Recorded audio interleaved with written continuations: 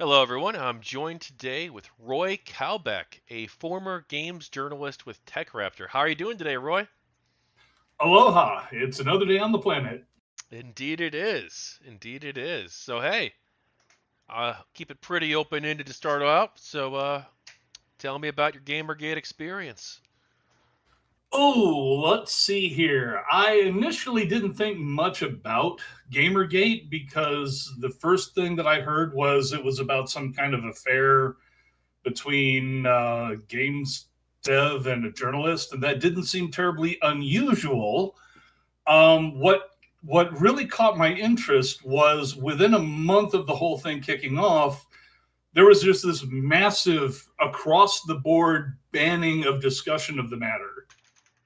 And this was at virtually any news outlet that you went to, and any news outlet, and any place that it was being talked about, there was an effort to shut it down. And I'm just looking at this, going like, this seems like run of the mill stuff. Why is this a big deal? Why are they reacting like this to this? And so down the rabbit hole I went. I see. I see. What did you find down this rabbit hole? Well, what I found, what was interesting about it is that the more I got into it, the more it seemed that there was just this ongoing, extensive network of friends of friends of friends who were all basically covering for each other and abusing the power that they had in the stations that they happened to inhabit, whether that be an editor at Kotaku or it be some moderator on a forum somewhere on the internet. Somebody would basically step in and saying, I'm going to abuse my power in order to stop this discussion because even having the discussion is a form of harassment. And I would be going like, okay, who's being harassed by this? Oh, well, it's Zoe Quinn and Anita Sarkeesian and Brianna Wu. I'm like, who? I heard this was about somebody's affair. What are you talking about? And it just went further and further and further. And the rationales that got used to shut down discussion got ever more twisted. And it seemed very clear cut. These are people protecting friends of friends of friends. They are in a personal network. They are terminally online. They don't want to be excommunicated from circles of friends. And so somebody basically put a bug in their ear and they're reacting to it. So it was kind of like seeing it. If you've ever been to a ranch anywhere and you see a herd of and virtually any given animal, and one of them gets startled and begins running, and all the others start running in that direction because they don't know what the hell's going on. They just know something scary that way. That seemed the reaction to Gamergate, just this herd instinct of, circle the wagons, shut out all conversation, shut it down, shut it all down. And to me, that made this incredibly interesting. And you later ended up getting a job at TechRaptor, or were you already working there? No, that came later. In fact, I was approached by, I'm trying to remember the gent's name now, the guy who is the original founder of TechRaptor. He approached me and said, "We like your voice." And this is when I was just on Twitter, basically ranting about various things, not even Gamergate necessarily, but gaming in general, because that's always been one of my hobbies. He said, "We like your voice. Would you be interested in writing for us?" And at the time, I was thinking, maybe it'd be a good idea if somebody who had more interest in ethics in journalism or in anything in general were involved in this. In fact, I mean, you mentioned before we started that I ran for office. My platform was ethics, economy, education, and that was 1998. So I've always been somebody deeply interested in the idea that ethics should be a part of a person's life. Yeah, you ran for governor in 1998. Yeah, Governor of Arizona got on the ballot because the Democrats and Republicans had left open a loophole for themselves. If you got 1% of all the registered voters in your party to sign a petition, if you qualified as a major candidate, you would get on the ballot. Being a major candidate, or excuse me, a major party was classified as, did your party's candidate get at least 5% in the general election for president last time around? And that was Ross Perot, who at the time had gotten 8% back in 96. So come 1998, here's this window of opportunity where all of 800 registered Reform Party members meant that, oh, I'm sorry, it was 1/2 of 1%. I only needed 4 signatures to get on the ballot because of this loophole they left open for themselves. They closed that the year after. I see. All right. Well, so what makes ethics so important to you? Well, ethics should be important to everybody in all walks of life. I mean, if you're not leading an ethical lifestyle, you are probably harming somebody and probably yourself as well. It's just a better way of living. True. True. The So, argument becomes over, well, what's ethical, blah, blah, blah, and then you get into the weeds on that. so what did you end up doing for TechRaptor, Roy? Mostly reviewing games and occasionally doing think pieces. Like I was by the time I left them, I was 2 articles deep into an intended 3 article series about how Fallout is actually quite realistic, my dudes. Now that's a rabbit hole in itself. Where I was going through this actual science and go like, yeah, I grew up. Okay, little bit of background. To me, I played Fallout, the original Fallout, when it was new, and I had grown up in the Cold War, where we're like getting a TV movie every other month about how things were going to happen, and oh my God, we're all doomed. So growing up with the specter of nuclear Armageddon, and also with all the tech specs, because we had seen all the testing data from the 1950s and 60s. So that was all out there. So you could do things like, hey, what happens if my town gets hit by nuclear weapons? What would the major targets be? Let's work out the blast radius and all that shit. That's the kind of thing that I was doing as a kid. As a matter of course, moving to a new place is like, okay, where are the major nuclear targets? Because if you got a duck and cover, you want to know where it's coming from so you can orient yourself properly. Not all of us were kiss your ass and turn to ash kind of thing. So to me, I'm looking at Fallout and seeing that some of it is legit, some of it is obviously over the top just for the sake of cool factor. But a lot of this actually did slot with real nuclear technology and knowledge. So I started doing a set of think pieces on that. But I also did game reviews. And you worked for them for about a year, correct? Yeah, I was with them for about a year. During that time, they got much harder about making sure that you had your SEO down because they were more and more about promotion. And you, as the writer, were expected to self promote, and I am terrible at that. So, I by the end of it, I it's like most of my articles, I would spend at least half my time writing, just doing SEO stuff, and it was just dragging down on me, and I was just like, I don't really want to do this anymore. When you say SEO stuff, you mean like including like certain keywords and things like that that'll make you show up in the Search engine search? optimization, yeah. And it's not just certain keywords. They were having us do quite a bit of arcane stuff. You were having to like write short paragraphs, summing the thing up because some of the engines out there would be looking for that. You would be trying to figure out, okay, what are all the best keywords? I want to have at least 10. Then I got to go and I got to manually tie this into about 5 different search engines. Yeah, it wasn't just writing down a list of taglines or anything like that, or tags in general. Okay. And so, what were the working conditions like at TechRaptor? TechRaptor was actually pretty loose and cool about it. It was work at your own pace. We had one guy, the name escapes me, but he had the best and also possibly the most telling advice for anybody who's going to work in games journalism. Do at least 10 articles a day. Because you do not get paid for doing one really good article that maybe a few dozen people see. You get paid for doing 10 mediocre articles that hundreds of people see. This doesn't sound like a good way to run a, business that's promoting good games journalism. Well, they wanted to leave us to our own devices and let us have our own voice, and that's about as good as you can get in gaming journalism. It was mostly hands off. The editorial part came in when it was basically checking the work to see if it was readable and whether or not somebody was going over the top or over the edge. They did have a set of standards, but for the most part, it was kind of like the old Google adage of "Don't be evil." Sad that Google had to ditch that because they couldn't live up to that anymore. But it that wasn't an editorial thing either. The do 10 a day, that was one particular reporter.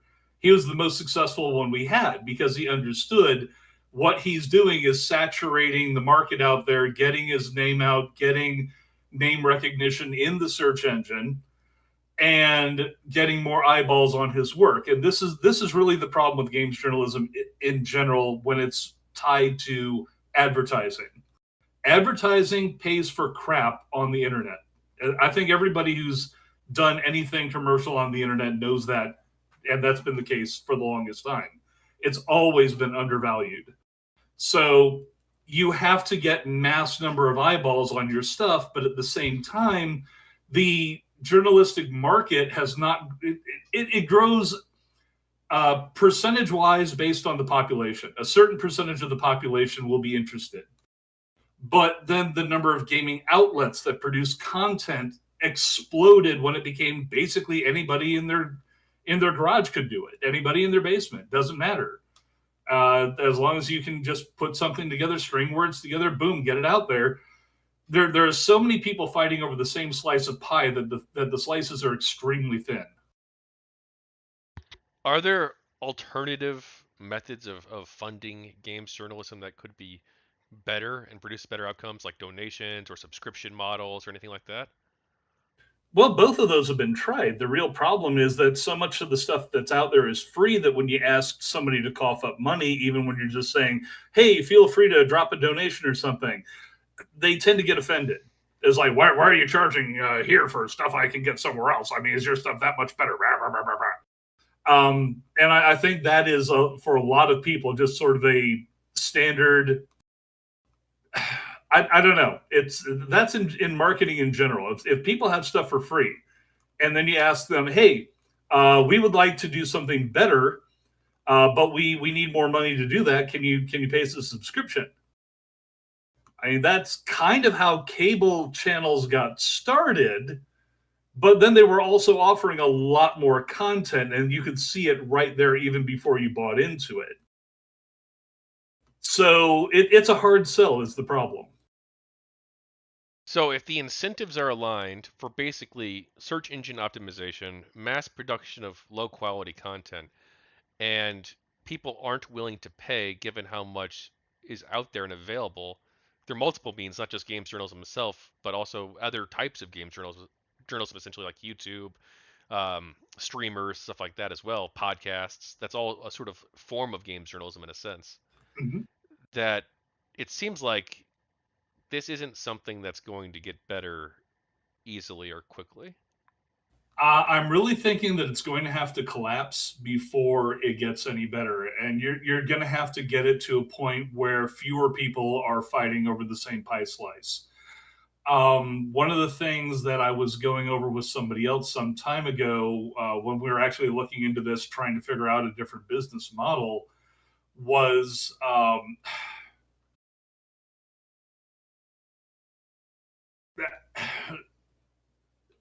actually, I'm sorry, it just skipped my mind for a second. I had it on the tip of my tongue. Now it won't come out. My apologies. Just move on if you want to. But we suffice to say, we didn't come up with anything better. And TechRaptor, unlike a lot of the other gaming sites, TechRaptor, at least for a while, had a reputation for being a bit better in terms of its quality and in terms of its commitment to good journalism and ethical journalism. Very much so. And again, that was primarily because there was no top-down editorial slant. We did not get orders from editors. Hey, we want you to write a piece about GamerGate or this subject or that subject. No, pardon me. What we did is we were able to write about anything we wanted to ourselves, but also we would get a list of here's the games that are available for review. And that was the primary interest. TechRaptor really was primarily a review site. And so they had very extensive lists and they had relationships with various publishers and developers so we could get review keys. And then people would simply sign up for review keys and commit to doing that, and that was it. Everything else was side content. And what was the pay like for these articles you were writing? Oh, I never did better than paying the phone bill in a given month. And that is across the board for just about any games journalist out there, unless the top of the top, and also the gentleman I was talking about before. Now, I won't say I shouldn't have said mediocre when I mentioned him. He's a good writer. But he straight up said, and he understood, you have to turn out large masses of content to get your name out there, and also just to, if you get the same set of eyeballs on 50 different articles in a given week, as opposed to the same set of eyeballs on one or two, that was me just doing one or two. He was doing like 50.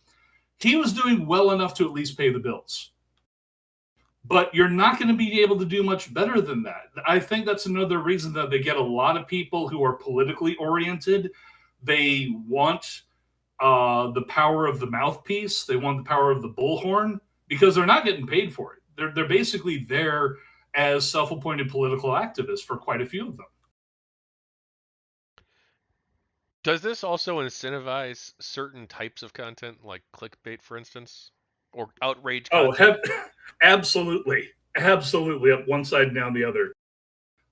Probably one of the best articles that I had was not clickbait, but it did cause some outrage. I covered Gearbox versus GoBA, and I even had EICs from other outfits who were saying this is good journalism because basically I got a tip through somebody I knew on Twitter who had overheard what had been a private conversation. I contacted Mr. GoBA about that. He had been doing the old Duke Nukem games, the really old stuff, back when it was 3D Realms. And Gearbox was throwing a lot of roadblocks in his way. And they got into the legalese of it. And I'm a fairly decent legal analyst. So I was able to go over the stuff and go like, okay, looks like there's actually a story here. And we published that. And sometime later, they came to grips with whatever problems they were having. I think Mr. Gobi more or less got what he wanted. I don't think that was necessarily because of my article, but things like that do get people interested because they cover matters that people want to hear about. And that's the thing, matters people want to hear about. Duke Nukem, popular. Nobody had heard of Mr. Gobier, but they knew about Gearbox. They knew about um, Randy. Randy Pitchford. I want to say Pitchford. The CEO of Gearbox? Yeah. So he was involved in that directly because he actually got into a fight with with the friend in question, which is how I came to know about this. So these are already points of interest people wanted to know about. So the article did fairly well. But if it's not something like that, then what you get, if you do get something driven up, it's because more or less of collusion between different outlets where they say, we want to get together and create a narrative again about, say, Zoe Quinn. But it can't just be about Zoe Quinn because who the hell cares about Zoe Quinn? Okay, it's got to be about misogyny in gaming. It's got to be about toxic male gamers, which had already been a hot topic for years. So they dovetailed the one into the other in order to catapult Zoe Quinn up there. And you even had a couple of EICs saying in the now infamous private email network that they had going on, where the guy was saying, we need to come up with something to help Quinn out with this sort of thing. They were actively looking to help her. So they took sides right off the bat, but they did it because they saw this is where our bread is buttered. We can get more people to pay attention to this. It's a made up conflict, and we're just going to drive it to the nth degree. Well, let's look at this from another angle. You could also look at this. You could look at the early days of GamerGate or before GamerGate, I guess, the burgers and fries conspiracy stuff. You can Oh, look at I go that. back. No. Go ahead. What were you saying? I was going to say my research took me back a year before GamerGate, but go ahead. Yes, we can definitely get into that. You have an unusual start point for GG, and I do want to discuss that. But uh, some people would look at this and be like, "Look, this this guy writes and he writes some forum posts originally on a forum he's a member of, two forums he's a member of, Penny Arcade and Something Awful, I believe, correct? Aaron Joni did, or at Um, least Something Awful. no. He if I recall correctly, he put it on his own blog He initially. did, but I've heard that from multiple people on both sides that he originally posted it on Something Awful, which is No, a that forum I he was a can. member of, and then he later posted it on the blog. That's what I've heard. I've not seen the archive for No, it. that's vice versa. And in fact, he may not have been the person to put it on something awful. However, I can't speak to that. I tended to avoid something awful personally because I never saw much of anything good come out of it. Okay. All right. So let's say he just makes the blog post. Yeah, He says that his girlfriend is abusive to him and that she's had an affair or cheated on him with 5 people. One of those 5 people is Nathan Grayson, and he worked for Kotaku in Rock Paper Shotgun. So that's yeah. then a lot of people on the internet, because they're both like, because Quinn and Grayson are both public figures to an extent, and Quinn has a history of like not getting along with people. She has a very, very bad history with a large number of people, from the Wizard Chan people to the Fine Young Capitalists to That the was its individual. own. Yeah, that was its Well, own hang on. I'm entire trying to wing of lay the out rabbit a. warren. Yeah, I'm trying to lay out like a timeline real quick. I'm not being very fast. Sorry. And no, that's fine. then, so Zoe Quinn doesn't get along with a lot of people, and this blows up into drama that a lot of YouTubers start talking about, and it's talked about on various internet forums. Um, that discussion is then shut down by some people, and other people go to an IRC by some online forums shut down discussion of this.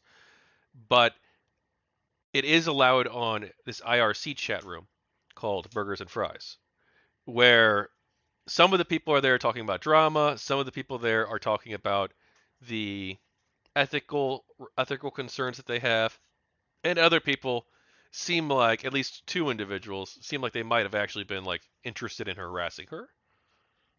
And the game's press doesn't say a whole lot about this at first, but then later publishes a bunch of articles on August 28th declaring it into the gamer identity. Some people would look at this and say, like, that looks like a harassment campaign, or it looks like these people are being sexist and slut shaming her, naming the channel Burgers and Fries, for instance, and that this was something that should have been condemned. What do you say? I don't know that slut shaming should be condemned, and or if it's even a guy doing it like Andrew Tate. Andrew Tate is a hell of a scumbag. Uh, Quinn is a hell of a scumbag. I mean, they just have terrible records as terrible people. They're I would if you were to introduce me to Zoe Quinn and Andrew Tate in the same room, I would simply leave and go to a different city because I do not everything I have ever seen about them in their own interactions online, as well as second and third hand, it's just bad down the line. And even when people are defending her, they will defend her in generic terms, as in she is a woman and deserves to be defended as a woman. This is misogyny, and therefore we're fighting misogyny. Her character, nobody seems to actually defend, aside from denying that she's done various things. And so my concern in checking that, when I was checking on that, is I did actually do the Gamergate anniversary article for TechRaptor. So I did research on Zoe Quinn, Anita Sarkeesian, and Brianna Wu as part of that, since they were the central 3 characters. People were saying these are the main targets of Gamergate, blah, blah. And the more I looked into that, the more I looked into this is verifiable conduct on her part. This is not people making things up.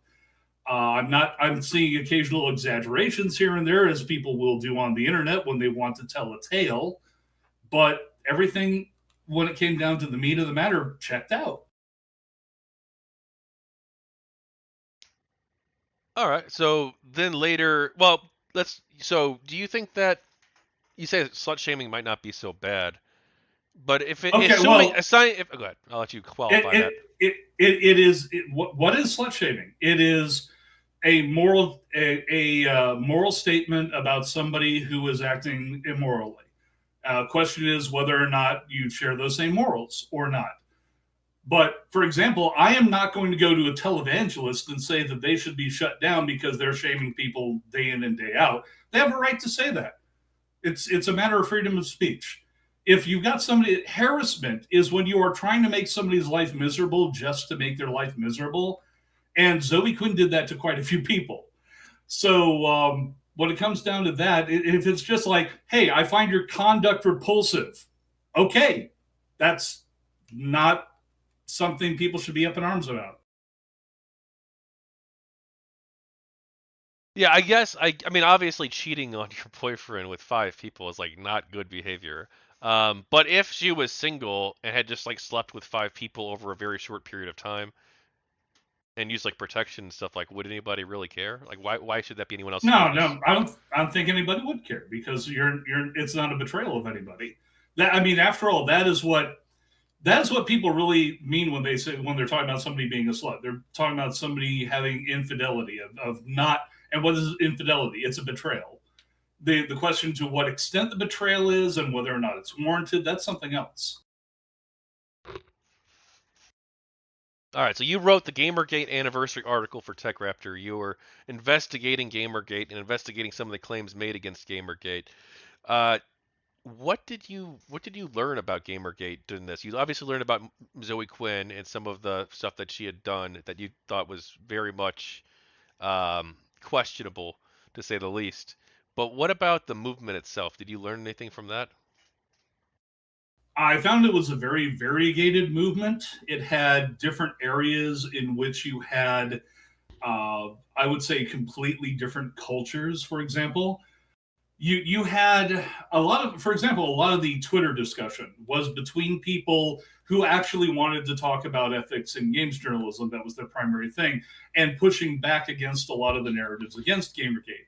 Over on 4chan, 4chan's always had pockets of people who enjoy harassing people.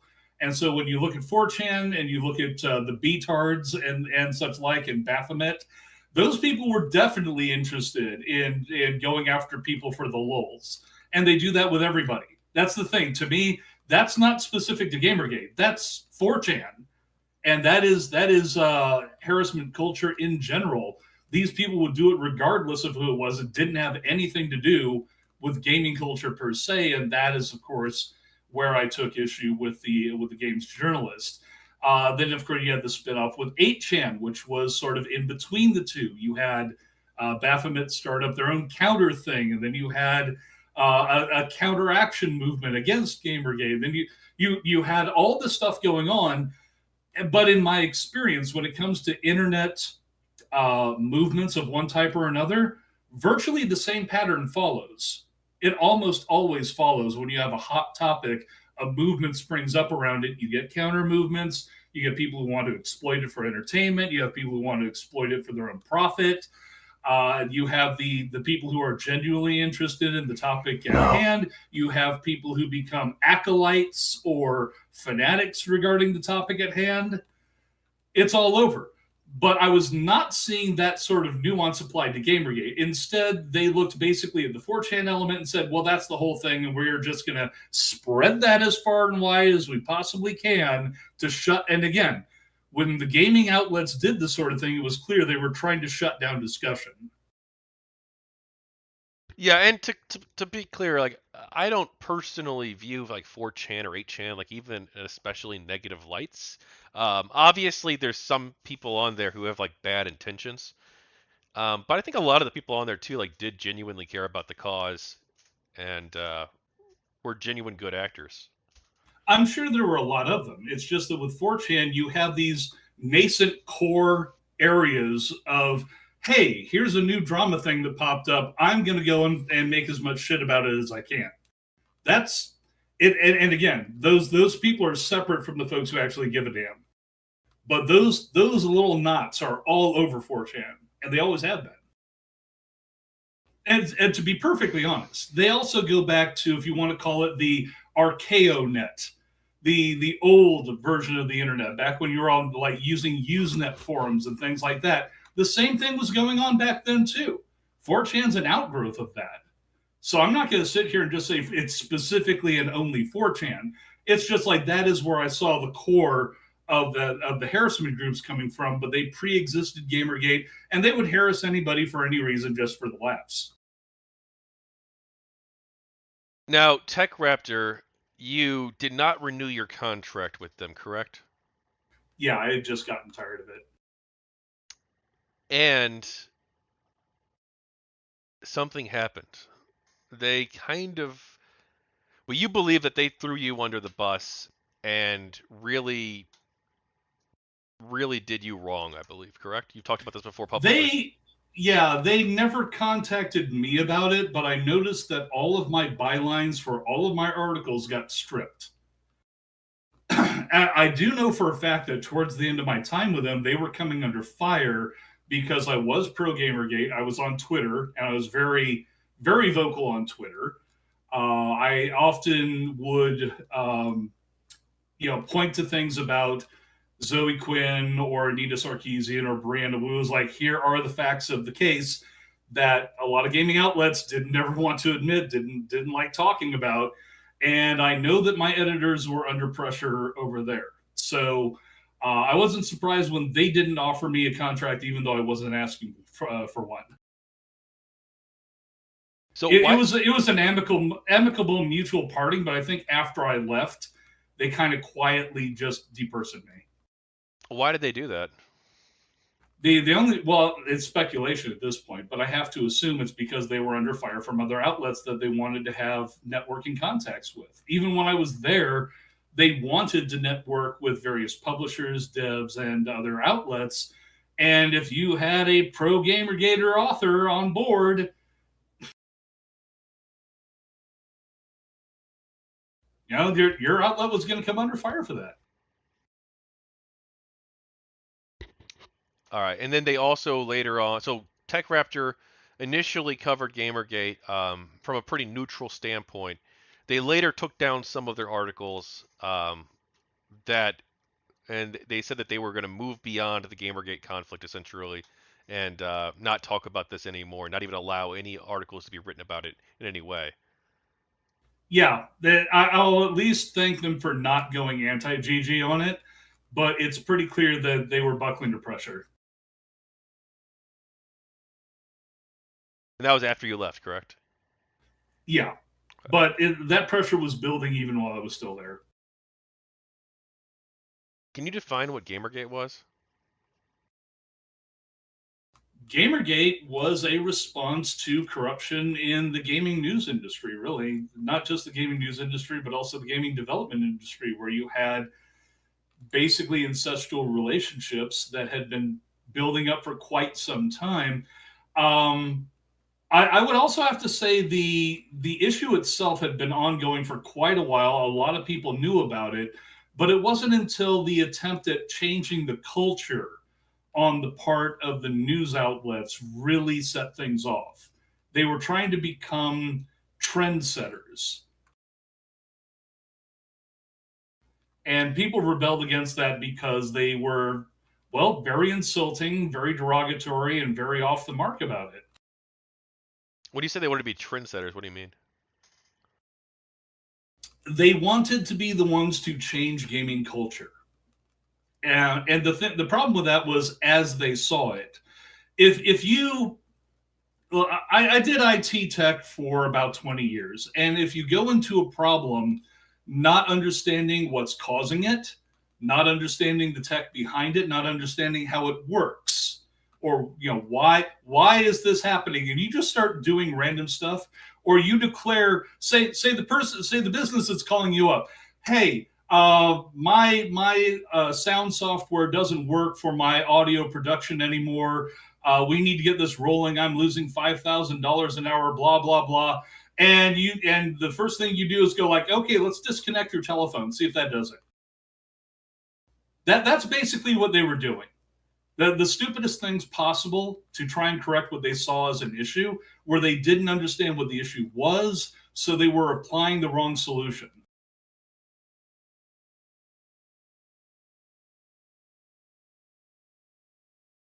All right. Do you consider yourself a gamer? Oh yes, I go all the way back to messing around with App Venture on the early Apples. What's that? App Venture? Yes, Adventure, but with AP because it was an Apple game after all. What was It this was game a like? it was it was a proto Zork adventure. Zork had not been invented yet, but it was basically a text adventure that did the same thing. Huh. Was it any good? That was decent for the time. The idea of having an interactive adventure on a computer was very novel. Is the term gamer gendered for you? No, why would it be? That's like asking me if my car is gendered. I would hate to misgender your car. On She's a Ford. She's a Ford, man. on August 28th, 2014, 10 competing publications all published articles on the same day calling for an end to the gamer identity. These 10 articles were followed by 9 additional articles on other mostly gaming sites over the next few days, which some saw as calling for the end to the gamer identity. How did these articles make you feel, or what did you think about them? I thought they were incredibly stupid, ill-informed, and demanding the wrong thing, which is very common when you get into politics. What do you think they were calling for? They exactly what they said. They wanted to change what they saw gamer culture being. And the thing is, I grew up with gamer culture. It was never what these people were talking about. They had invented a stereotype in their head, and then they wanted to kill the stereotype. So you view them as reinforcing this, as basically creating or reinforcing this currently existing stereotype? Heavily reinforcing it. It's like, okay, you know how I just did a bad Southern accent, right? Well, that's drawn from the stereotype. Now, imagine somebody comes out and says, okay, we are going to go ahead and redo all the English education for the entire South of America so people stop talking like that. That's okay. First of all, that's people don't actually talk like that. A few people do. A handful of people do talk like that. Most people don't. That is not what defines the actual culture. But if you try forcing a change to an entire culture on basis of your stereotype, what do you think is going to happen? Oh, I'll tell you the first thing that would happen. Those damn bad bastards trying to get us to talk Yankee. You're going to get a pushback. You're going to get people saying you're trying to destroy our culture. You're going to get people saying this is stupid, this is wrong, this is ill-conceived. And then you're going to have some other people come flying out of nowhere saying the South will rise again. Why do you? Go ahead. And no, actually, that was about it. Sorry. Why do you think these gaming sites did this? Well, I've talked with you about this before a little bit. They were actually getting pressured for well over a year before GamerGate to do exactly that. You had prominent games journalists of the day, such as Samantha Allen, making open calls to, by name, all of the major news gaming outlets that there were at the time. She was calling out Stefan Totillo and just everybody down, all the way down the line, and saying, you have a choice. You can use your platforms for good. You need to change how things are going. There are marginalized communities that are fighting for their lives. And she just did the entire things that in the current day we would look and say this is rote from a political activist. Somebody is just going on a tear. But at the time, she was using buzzwords that nobody knew were buzzwords yet. And this was like June 2013 in what she termed an open letter to gaming news. And she was the one who was presenting this stereotype, saying it was the standard and that you gotta fight against it. And if you don't fight against it, you're part of the problem, and we're coming after you. And if this had come from any random person on the internet, they probably would have blown it off. But Samantha Allen was a prominent games journalist herself. She was in the same area as Lee Alexander and a number of the others that initially helped launch the Gamers Are Dead articles. So you put this as being the start of GamerGate, the Samantha Allen article? That is definitely an indicator. It might not have been the only thing. There were a few other articles from around that time which made similar noises, but this is the only one that I know of that actually went after the editors and demanded of them that they make changes. So this was journalists going to editors and saying, you need to change how the business works. I believe Hatman, when I interviewed him, talked about this as well. That essentially the games press got co-opted because people were attacking the games press by saying it wasn't diverse enough, or it was not even that, but that they don't have like the right politics, essentially, that they don't hold, that they aren't progressive enough, essentially. Yeah, very much so. And then they caved into these demands, and a few years later, and you have to remember too, these demands are often presented as existential crises. Like, they will say people are being hurt or even people are being killed. How dare you not take action? You are therefore morally culpable. And with the advent and rise of social media, where you can whip up mobs very easily with language like that, it becomes an existential crisis for an organization that suddenly finds itself inundated by tens of thousands of angry emails. If the games, so look, these are companies. Why didn't the executives just step in and say, "Hey, look, throw them a bone, implement a couple reforms, say you're going to do better in the future, whatever," and they'll go away? Well, in Samantha Allen's letter, she actually no, not them, but in regards to the Gamers in Dead, general, sorry. in general. I was going to present this as an example, but I have seen elsewhere where the same demands are being made. That sort of thing is often preempted. It is the reason that they make it an existential crisis, because in an existential crisis, if somebody does say, "Okay, I'm going to do a few reforms. We'll do something about this later," well, then you just come right back at them screaming more and saying you're not fixing the problem. You're literally killing people out here. You recognize that there's a problem because you did something about it. So you really only have a choice of either cave or completely ignore them. Well, there is no middle ground. That's true, maybe, for dealing with like the social justice activists. That's most of them. But I don't think that's not true of dealing with like gamers who are upset over ethical stuff for a couple days. Yeah, well, yeah, because we're not activists. We're not out there. Yeah, Gamergate did eventually get to the point of becoming activist and doing things like going after advertisers. That did have some effect. But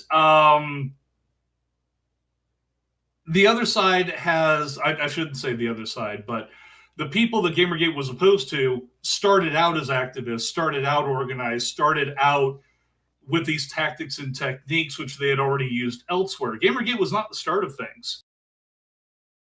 I don't want to get too far into the weeds, but I could go back into the 90s and show you examples of similar things where people were saying, you have to change how this convention is organized and who's running it and what you promote, because otherwise you're literally killing gay people.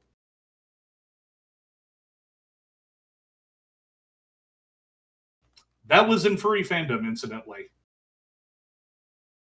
And you're a furry yourself? I'm a furry going back to the 80s. So I got to see that manufactured moral crisis unfold as well. And that was on a much smaller level. Now, when you're talking about CEOs, when we, making command decisions, that is also a problem in the gaming industry because most of the editors are the CEOs or close to it. Oh, it's the gaming only when you journalist sites, you mean, right? Yeah.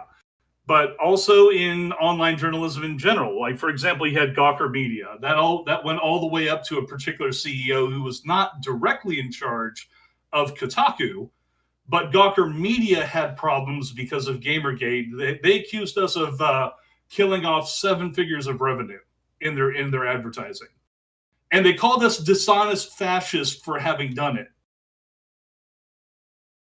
I'm sitting here going, like, first, where's the dishonesty? And second, where's the fascism? But at the same time, these are tactics that were being used um, by other activist groups out there and still are being used. You have it right now where, for example, Stephen Crowder will get attacked because he puts out the Nashville Shooters Manifesto, and suddenly there's a swath of people saying we need to defund him, we need to get him off the platform, we need to. Yeah, so GamerGate didn't invent that, and we are certainly not ever the best at it. The people that cause a lot of these problems in the cultural warfare sphere, if you want to call it that, that's their bread and butter. It's what they live by. So do you view Gamergate as having been a culture war? Oh, it's definitely a front in a much larger culture war. And the thing is, if you look at the demands that were being made by the people who created the crisis in the first place, those are echoed across many aspects of American culture, Western culture in general. You will see the same arguments being made elsewhere in other fandoms and other cultural spaces of all kinds. It's not unique to gamers. It's we weren't the first. We were just probably one. I would say GamerGate was one of the first examples of somebody holding the line, and not entirely effectively either. But there was at least an effort made, and that often doesn't happen. So okay. So when you say that Gamergate was involved in this culture war, what does that mean to you? What does that look like? What are the Gamergate people wanting? Well, if you're talking about the people who are generally called gamer gators, they simply wanted ethics in games journalism, and quite frankly, that was something that people wanted for the longest time before Gamergate. But at the same time, we'd like to see some honesty. We'd like to see uh, some honorable conduct. And the people, when you say that to people like Samantha Allen or Leigh Alexander, they will snort and laugh because to them, that means you're a sucker. That you are just in the way of what they want. And, they're going to keep doing what they're doing because it works. Was Gamergate only about ethics to you, or was it about more than that? I never saw any value in it that didn't have to do with ethics. But because of who the corrupt people are, and because of what they were doing in the name of their ideology, you think that the political aspect got brought in, essentially? The political aspect was there even before Gamergate started. It's actually what kicked the whole thing off. If you really want to get into it, Gamergate was caused because of political extremism being pressed as mainstream and being impressed upon otherwise independent companies with the threat of we're going to harm your company business if you don't do what we want you to do politically. For example, there was no dearth of female characters in gaming. There was no hatred of female characters in gaming. You did, yeah. And here's the thing: whenever somebody in GamerGate would say that, they would come out with like one example of one guy on a 4chan post or somewhere else and saying, you see, there's one person, therefore there's not none. It's a non-zero number. Yeah, it's just like 99.9% of people don't care about this.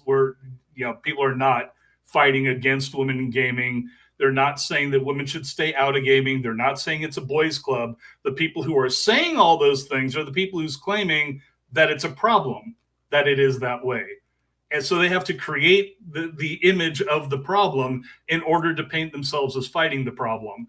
That's simply lying. It's dishonorable conduct. And if we had less of that, we'd have much better journalism in general. And that's not just gaming, that's across the board.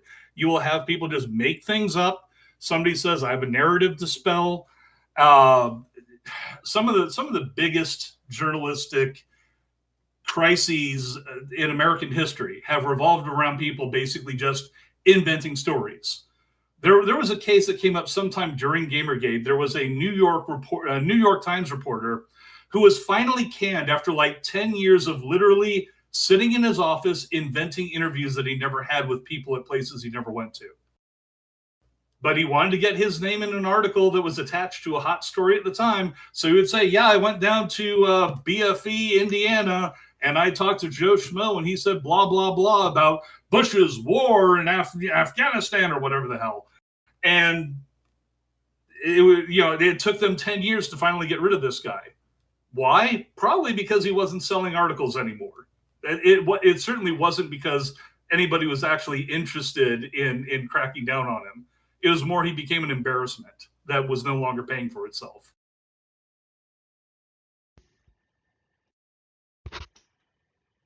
Do you think that this would have blown up into this massive thing if they just ignored it in August of 2014, or if they implemented a few reforms and slapped a couple people on the wrist, or even just fired Grayson or Hernandez?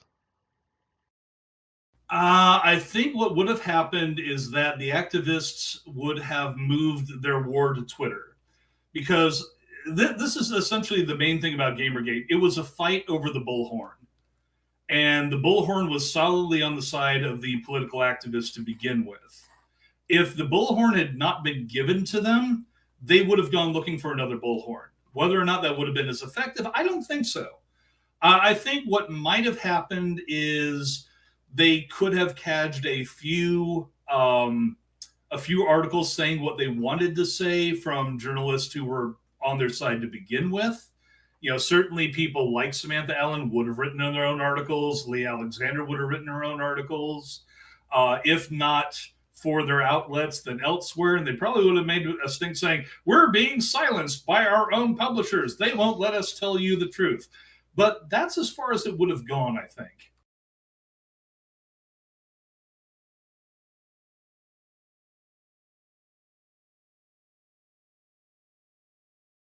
What do you think about games journalism, Roy? What do I think about games journalism? When it's done by people who are passionate about whatever it is and they don't care about their reader count, it's pretty damn good.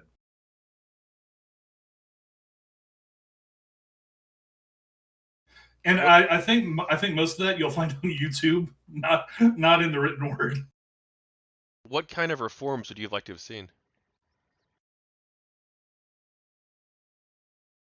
Well, that's the question. It's like, what's to reform when what's being demanded for reforms is made up? I mean, would that have amounted to saying, hey, we need to have a quota in here for X number of people of ethnicities or genders or whatever? I don't think quotas are a good idea either. It's just tokenism. No, I mean in regards to like your involvement with GamerGate. Oh well.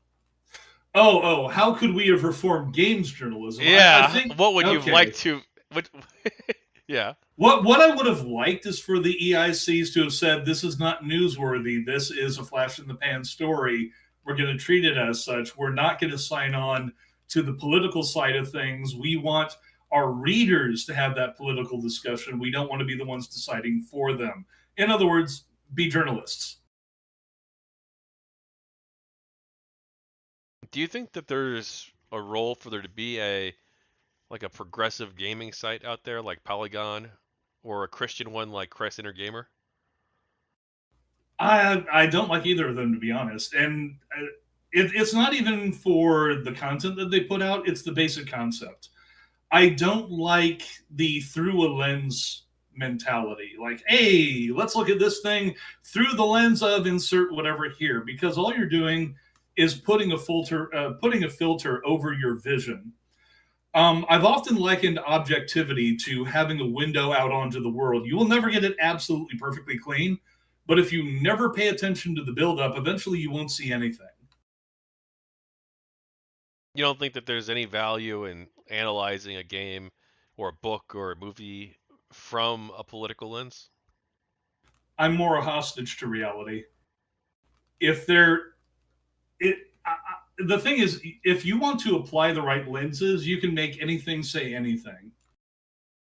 It no longer has to do with, let's say, okay, it's like Lord of the Ring and through the lens of modern homosexual relationships, and then we get into Bilbo and Samwise and all that, as like, but you're having to invent the conversation along the way because that's not originally in there. So if you're having to invent it anyways, you're not talking about the book anymore. You're not talking about the movies or anything. You're talking about what's in your own head that you've made up. And the more you do that, the more you wind up lying to yourself about what's really out there. And I think that's what happened to a lot of the anti-GG, well, not even the anti-GG folks, but the people who kicked off Gamergate. They had built up this image in their head and convinced themselves it was real. And that's how lynch mobs get formed. You get, some white woman down in the South in the 1850s points as a black man, says he came after me and had his way with me, and all these guys come out of the woodwork saying, "For the honor of the Southern Belle, we shall defend her honor. How dare you question her, sir?" So the original, believe all women, those were Southerners hanging black people. So, even if you have the most pure of heart motivations, whenever you start lying to yourself about what's in front of your face in order to impose an internal view upon that, you are causing problems, and those problems may be bigger than the ones you're trying to solve. But do you think that they're like a lens? Do you think lenses can be useful though to discern certain aspects of truth, for instance, that might have been overlooked? For instance, like most people think of history as like a series of events that play off of each other and involve ideas and involve a large number of things, whereas like a Marxist like view of history would be more that we need to analyze like the power structures of economic class and analyze, what can we learn about ancient Roman civilization and what it was really like by applying this lens of looking at it through the angle of economic disparity and disparity Well, in there power, economic power essentially. you've already stated the problem right off the bat, is you begin from the premise of economic disparity and not looking organically at what causes the economic disparity. A Marxist looking at it through a Marxist lens is going to apply Marxist ideology, causes, and solutions for what they are viewing in history. Whereas an actual historian who does not include the lens will look at the facets of Roman history and society and economy and say, this is what caused this is what caused that, this led to this situation, these people in that situation reacted in this way. And actually you get a much better look at human psychology behind that.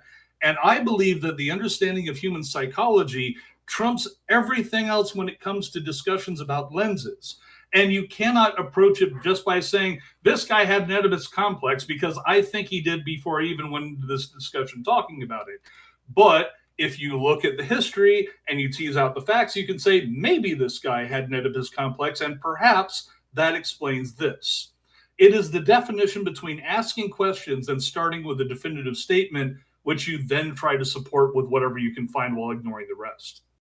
Well, the Marxists might not even disagree with you though, right? They might even say that it is human psychology for when you have these fuck, how would they put it? I did a pretty bad job steel manning Marxism a minute ago.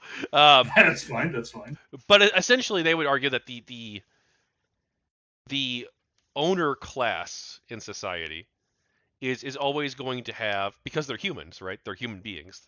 So it is psychology, but they're always going to have like an interest in maintaining their own social and economic and political standing in that society. And therefore they're going to do certain things that are likely not beneficial or could potentially not be beneficial for the lower classes, for the proletariat essentially. Well, you could make that generalized argument. Then you could always find exceptions, and then you're back to the point where I was talking about before, where somebody starts arguing rules versus exceptions, and then it becomes who's arguing over what lens they're trying to apply. Again, all of that is determinable from looking at the matter organically without having the Marxist lens to begin with. It would be far better for somebody to look at history as it is and then conclude from their study afterwards, okay, there are certain Marxist principles here that I can then apply to what I've already found, rather than the reverse, rather than going in with with what may be the wrong set of tools to begin with. Well, but I'm not sure there is a neutral lens to see things. I I do. What does it look like? It's pretty interesting. It's what led me to be a filthy centrist, because I just see so many people applying their beliefs to something, and sometimes they're right, other times they're not. But when they're not, they will tend to dig in their heels to protect the viewpoint. Here's an important part of human psychology when it comes to that. When a person has a strong conviction, it is extremely hard for them to discard it under any circumstances because it is interpreted internally as a personal failing. Either somebody conned me into believing this and that makes me a sucker, or I came up with this, it's wrong, therefore I'm stupid. And this directly attacks the ego because if I'm stupid or if I'm a sucker, how can I know anything? So rather than see the worldview crumble, which creates an internal mental crisis, the preference is to say, I don't care. I will rewrite my worldview in order to just keep things going the way they are now. This happened, for example, with Hitler in the bunker, where he's moving around divisions that don't exist on a map and openly saying if the German people can't win, they all deserve to die because that's Darwinism. That was, if you look at his history and his psychology, it's an example of extremist thought taking hold of somebody and increasing over time. And their inability to let go causes them to make worse and worse decisions. And although that is an extremely huge particular example, Hitler was still a human being. People have to remember monsters are humans, and humans can choose not to be monsters. But you have to apply yourself to not becoming one.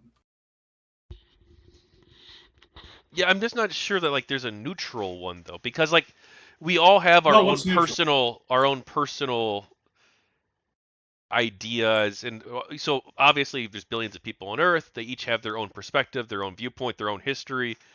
So they're each going to come at like you could ask like 20 different people from around the world, chosen at random, Mm-hmm. about World War II, and like there's going to be some like common through lines, but you're probably not going to get like exactly equivalent answers. Like someone who's from Russia or China is going to have like a different perspective on World War II than someone who is in the United States or was maybe a neo-Nazi today, right?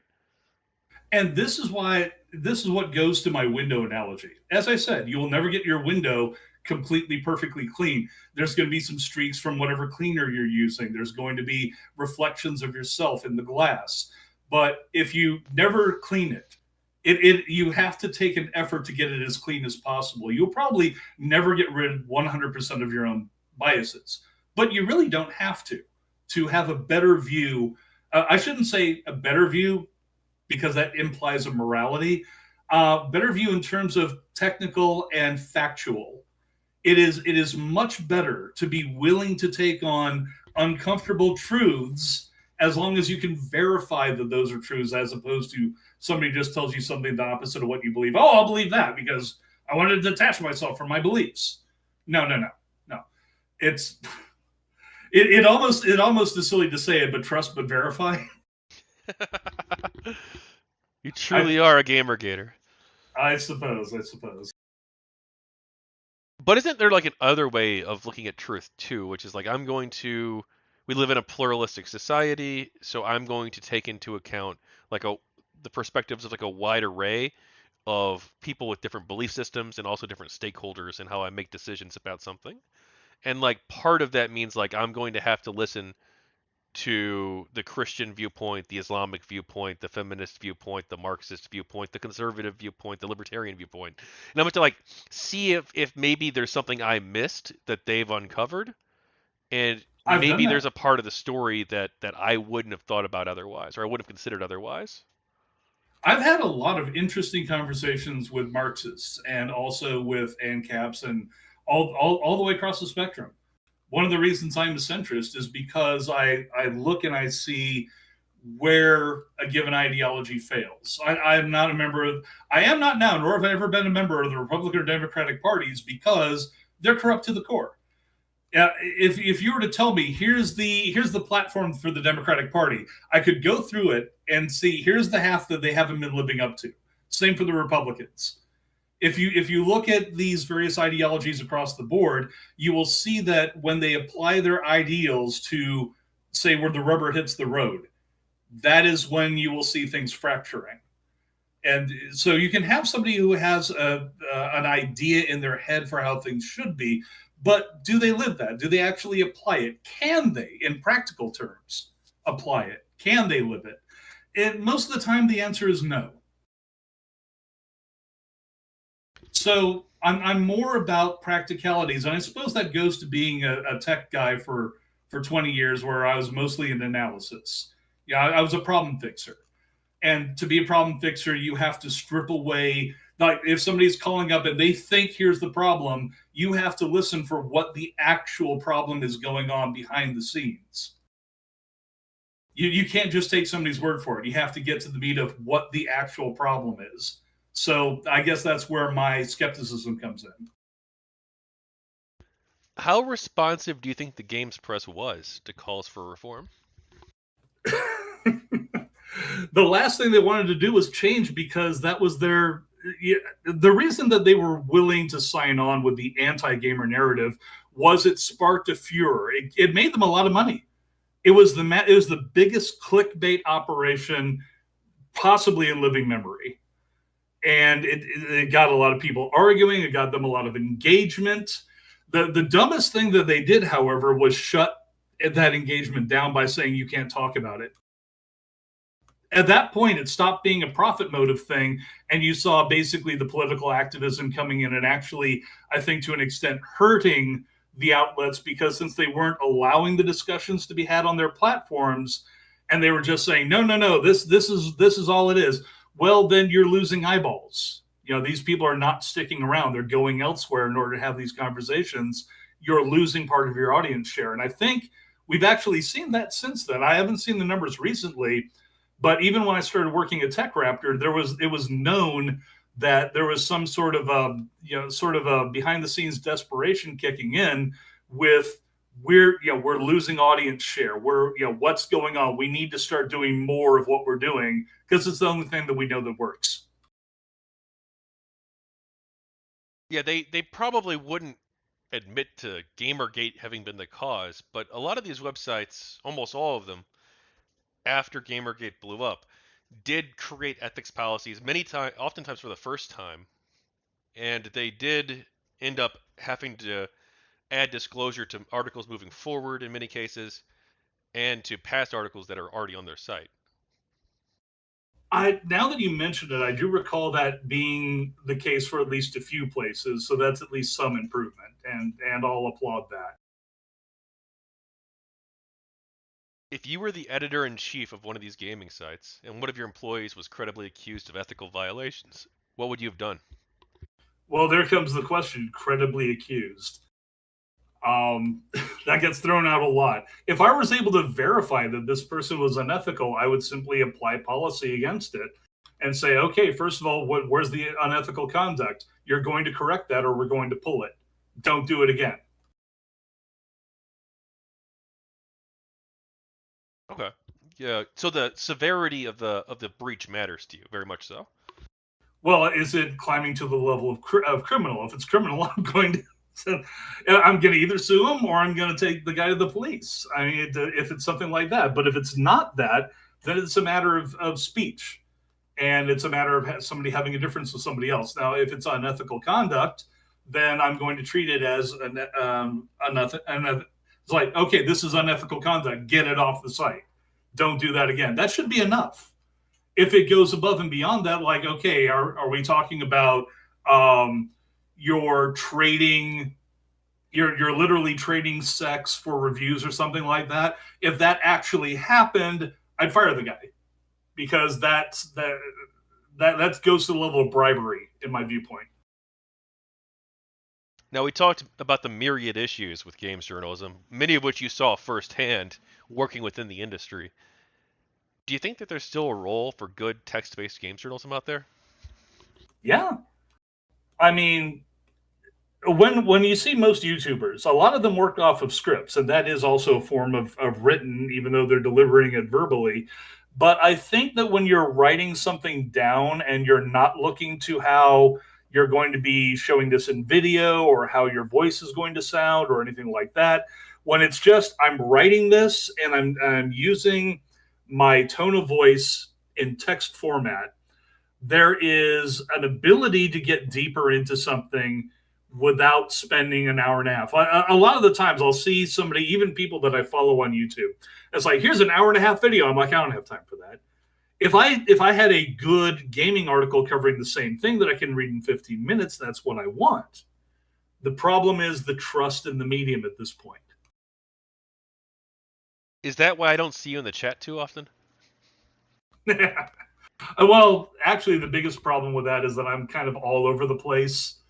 And I am also not married to social media. So I kind of, as a unicorn will, I roam where I will roam. All right. So, Roy, what does good games journalism look like to you? Just the facts, ma'am. Actually, I don't even mind if somebody goes ahead and does a great turn of phrase or something, or if somebody is gushing about something they really love. But at the end of the day, if you're going to be covering a game or even a what's the term I'm looking for? Some sort of conflict in the gaming industry. The first thing that we want, first and foremost, is to be informed, then entertained.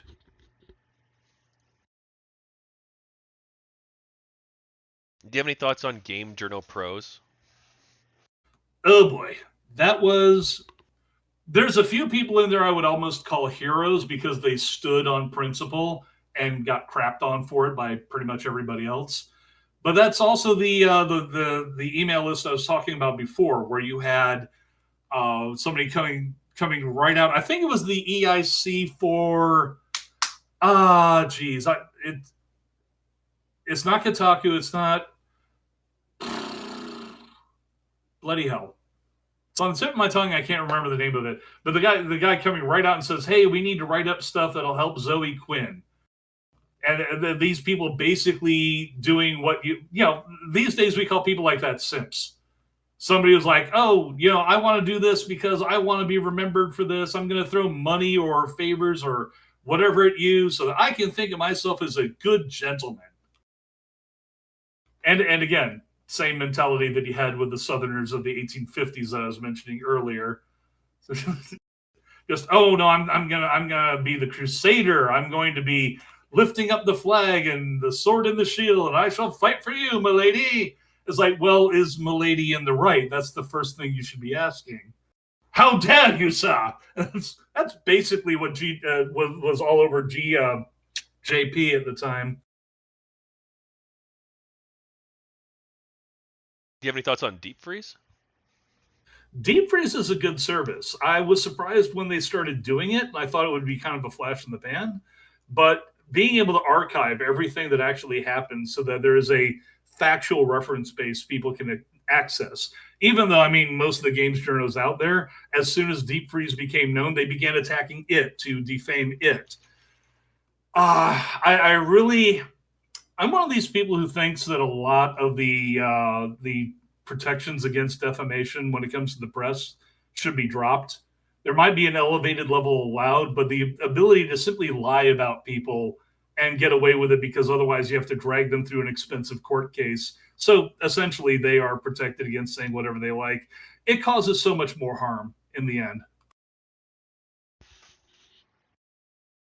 In August 2015, Michael Koretsky, a regional director for the Society of Professional Journalists, hosted the SPJ Airplay Conference.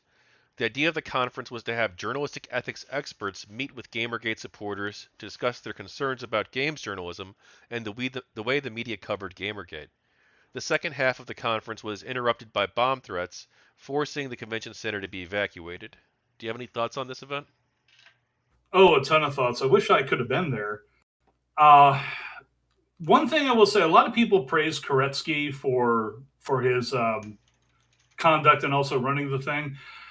He struck me throughout most of it as basically wanting to take the anti-GG position. It felt like he thought that if GG was allowed to express itself, that this would expose what was really going on and settle the matter once and for all. I think that's kind of what he was shooting for.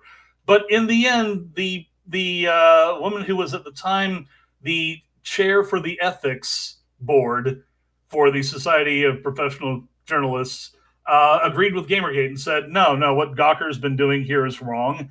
I would, what was it? She said, oh yeah, she said that she would never cite them as a source for anything, even though that's what most of the press was doing regarding GamerGate at the time. Gawker and its various vertical outlets were a prime source for reporting on GamerGate, and virtually all of those, of course, were op-ed pieces. So the problem sort of cascaded into the mainstream media from there. So I think that was the major highlight, is that basically SPJ itself came out and said, no, GamerGate's in the right. And then nobody wanted to admit that. And then you actually had a number of outlets saying, well, no, nobody cares about the SPJ anyways. It's just an advisory, and all that. The bomb threats, that was the most interesting thing, because while you had people like Brianna Wu and them being, and Brianna Wu and the three women of GamerGate who were constantly saying, I'm being harassed, I'm being threatened, I'm getting death threats all the time. GamerGate gets bomb threats that the police actually clear the area over, and there's almost no mention of it. I think Polygon had one article on it. It was actually a good article. It was Owen Good. He got a lot of criticism for that article because he was too neutral. Oh, God forbid that you're neutral when it comes to just reporting the facts of something that actually happened, and you don't spend your platform time castigating the victims of a bomb threat that the police think is legit. Meanwhile, you had other cases where you would have a bomb threat called in, for example, on Anita Sarkeesian, and the FBI, like, the same day says, there's nothing to this. There's no threat here. And I was in that one discussion with you, that one podcast, where people were still defending it to this day as a legitimate threat that she should really have been concerned with for some reason. And if you're a paranoiac and you've invented this thing in your mind, you're going to be concerned about it. But wait, I don't think I was in the chat watching you guys, but I wasn't in the conversation. No, not you specifically. Other people were defending that, though. Yeah, no. They were. Sorry. I was going to ask you about this because this is obviously something that happened recently. You were on Food Shop's channel discussing GamerGate with CC, who I've interviewed, and also C4 Cypher, who I'm going to be interviewing. And great discussion, by the way. Yeah, it was a very good discussion. What did you go in with any expectations or with any plans for how you wanted that to go, or? Generally speaking, I try not to when it comes to an interview, because especially with the podcast, you never know where it's going to go when you have three or more people involved. Even if everybody's working from a script, it will almost always derail. So if you're going in trying to push a given position and it's not one that you genuinely have, you're going to out yourself by falling all over it. But when it came, the main reason I brought up the bit about the difference between the bomb threats, I wanted to make this comparison. Gigi's bomb threat was taken seriously by police, but virtually not covered by the press, and the people who did cover it got castigated. Anita Sarkeesian's bomb threat was immediately dismissed by the FBI, but she was on ABC Nightline 2 weeks later, and it was being treated by ABC as completely legit. So there's the difference. It's a matter of who wants what narrative, not is this reality. And I think that is how people we are living in what you might call the disinformation age. And a lot of people will accuse, say, Donald Trump of this. It's like you could accuse Trump of that all day long, but he didn't invent it. He's doing what everybody else in the bloody industry has been doing. He's just the guy that they hate, so they call him out. But they're doing it themselves every bloody day. And the more you look at it, the more you see it. All right, so you talked about Polygon's coverage. Oh, actually, going back to Airplay for a second, what did you, not just talking about the bomb threat, but the event itself, did you watch it? Yeah, I did watch it. I was a little disappointed in a couple of people who were there. Derek Smart, clearly I think he came initially to promote himself because Derek Smart is kind of infamous for self promotion. So is Milo Yiannopoulos. He was there basically to promote himself. Neither of them really brought much to the discussion, but everybody else who was there, they were on the nail for the most part, and they were just presenting good discussion points. Koretsky was actually at least doing a good job in terms of being the I want to say the oppositional um, interviewer, the moderator who's willing to ask hard questions, shall we say? And I think that actually brought more out of it.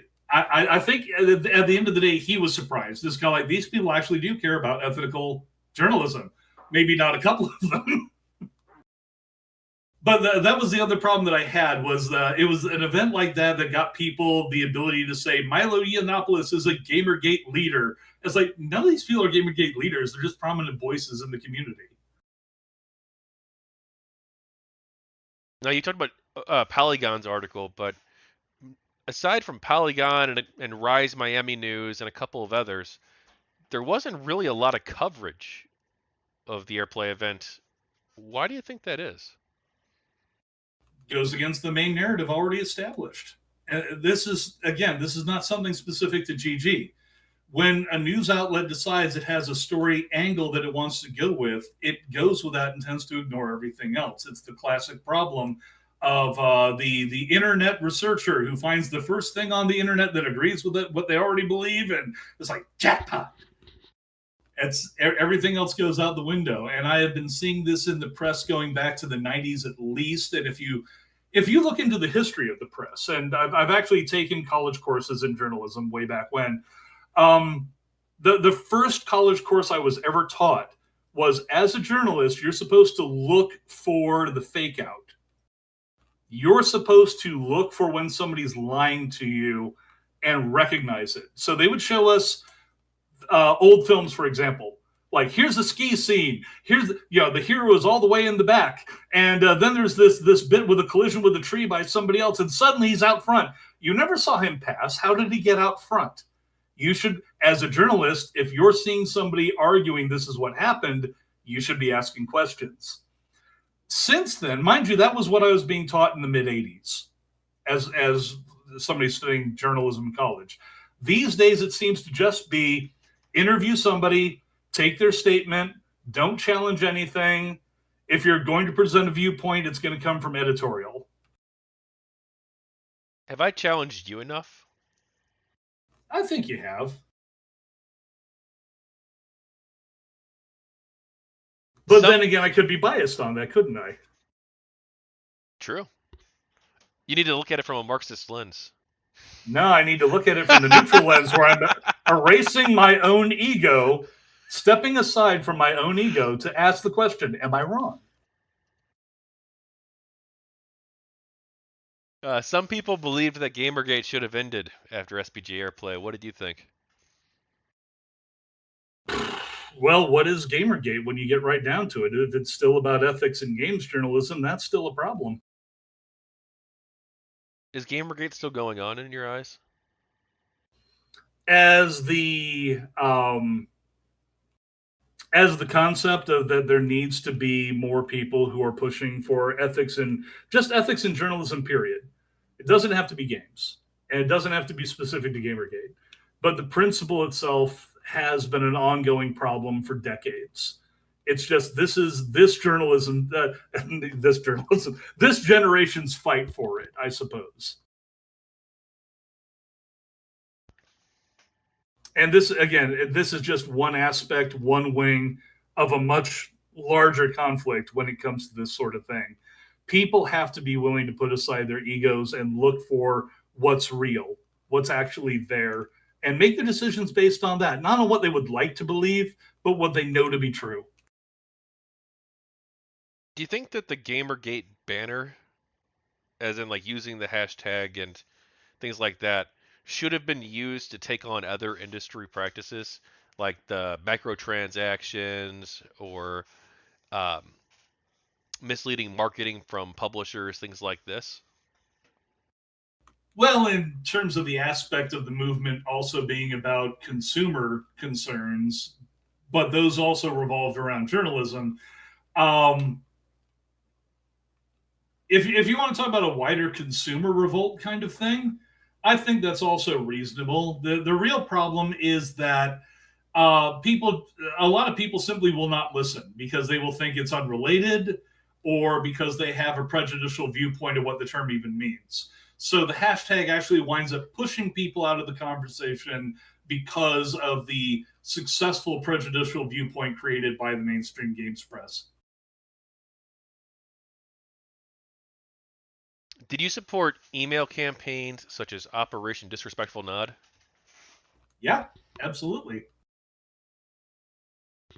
I believe, however, that each individual person who's involved in something like that needs to confirm for themselves if they are on the right side before joining into a movement. A lot of people will jump into a movement simply because their friends are, or because it sounds cool, or it makes them feel empowered. And that happens on the other side of the coin as well. The people who caused Gamergate in the first place and the people who supported them, tons of them were doing it for exactly those reasons. Not because they knew that Zoe Quinn was this or that sort of person or that they believed anything about her. But it's like I have a friend who is supporting a friend who knows Leigh Alexander, and if I don't toe the line, I'm going to be cut out of somebody's online circles. You have to be willing to say if you're going to take a stand on something, make it worth the stand Why did you support contacting advertisers personally? because it was the right thing to do. It Over. was Go ahead. Sorry. it when it came down to personally contacting them. The emails that I was sending were describing things that had happened, not things that I believed or wanted to believe about somebody, and not just making a moral condemnation about this person or that person, but saying, look, you're in bed with a company that is deliberately creating journalism which lies about people, which misleads people, which causes people to get up in arms about things that aren't happening. And of course, it kind of helped later on in some of the later campaigns when you had Hulk Hogan winning his award against Gawker, and Gawker's own counsel getting up there and saying, "Oh yeah, we would run a porn tape, of a celebrity. How up to how young for? It's really, really, you're not going to at least put a teen on the end of that? Is it?" When you have companies that are, I mean, even if you were to say that was obviously a joke, one, you don't say it under oath, first of all. But secondly, it's a joke in incredibly poor taste and it's arrogant as hell. And that is the sort of thing that an advertiser should be made aware of. Who are the people that you're giving money to? For all, let me go ahead and give a different example, perhaps. Let's say that I knew about a company that's normally doing perfectly fine business. I enjoy their products, but they're making donations to an outfit which itself is donating to Hamas. And part of the money that they're sending is funding bombs being sent to Israeli families. I would definitely be emailing the advertiser or the producer for those people say, do you know this is where your money's going? So did you support emailing advertising?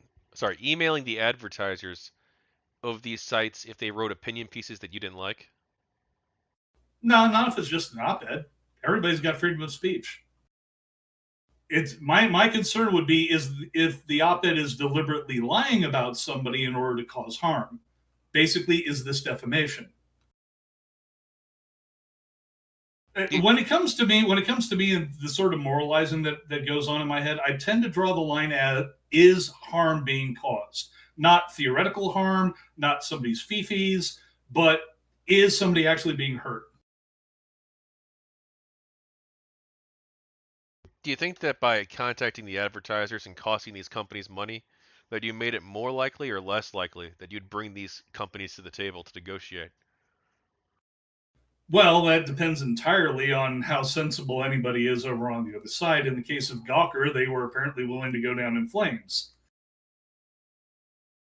But had they used a little common sense, okay, you had Max Reed, who, if I recall correctly, was one of their main editors, who wrote this article saying the dishonest fascist of Gamergate, and they cost us 7 figures in ad revenue, which to me the median figure on that is 5 mil. That could be anywhere just short of 10 mil, has to be at least 1 mil, but it's probably about 5 million. If you're losing 5 million bucks to a bunch of nerds on the internet who are angry about your news coverage, are you actually making that kind of money on that news coverage? Are you taking a loss? Should you maybe stop and think, is this the right thing that we're doing? Maybe they should have gone to the table. Maybe they should have said, we did not vet these stories well enough. We're going to withdraw them. I love the way you phrase that because it makes it sound like, oh, it's so obvious that Yeah, unless you're eaten up with political activism, in which case everything is worth the cause, right? if you're losing millions of dollars in ad revenue due to these nerds on the internet because of your bad coverage, maybe you should rethink it. That's I mean, seriously, I mean, isn't that the simplest way of putting it? yeah. I mean, yeah, it is. I like that. That's. I've not heard that. I've heard other people, of course, talk about this issue and agree with you, but they didn't phrase things in that way. Such simple terms, but it's I very like getting clear. to the core of things. You do. You do. Um, I personally viewed GamerGate as being about not just ethics, but also the artistic freedom of developers and artists to make the works that they wanted. Was that a part of GamerGate to you? That's totally That's a cool if much it's not. tougher. No, that's a much tougher question. I think to an extent it was, insofar as there was a certain backlash by a lot of the same activists who kicked off Gamergate against various types of media, what kinds of games were being produced. Um, the sort of nattering and naysaying that has led us to the point in mainstream culture where we now have a movie coming out about the seven dwarves that doesn't involve seven dwarves. It's like they here's their glam photo. Wow, that's a great high school production you got going. None of them are dwarves. Well, we don't want to use short people here because a short guy was offended. It's like, no, just create material. Let people decide if they want to buy it or not. Don't sit there and try and morally censor society in general or even your own products. Make what you want. I'll tell you, a lot of people will say that I'm against woke writing, but the fact is, I've seen good woke writing. There is a particular mod for Shadowrun that I will always promote, starting off with the Calderon caper. If you want to find it on Steam Workshop, if you buy Shadowrun, I'm trying to remember which version of Shadowrun it is. They produced a bunch of mods in the same vein.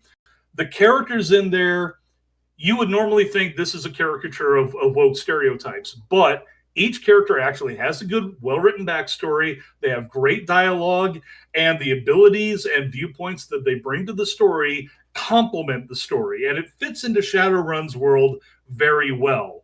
So I'm sitting here looking at like a gay pacifist elf who is also a terrorist against the state, and it's like, well, he's sort of an Antifa type, but you look into everything else about him, and it's like, okay, this actually slots. This makes sense. This is coherent writing. That's what I want from a product. I don't want just like, hey, you know what? We just need a gay elf activist Antifa type who's also a pacifist. Just throw him in there. Oh, okay, how will we know he's that? Just have him say it at one point. That's terrible. But that's the level of crap that we get these days from a lot of these outfits. Well, it's interesting how you phrased that it was woke writing but good.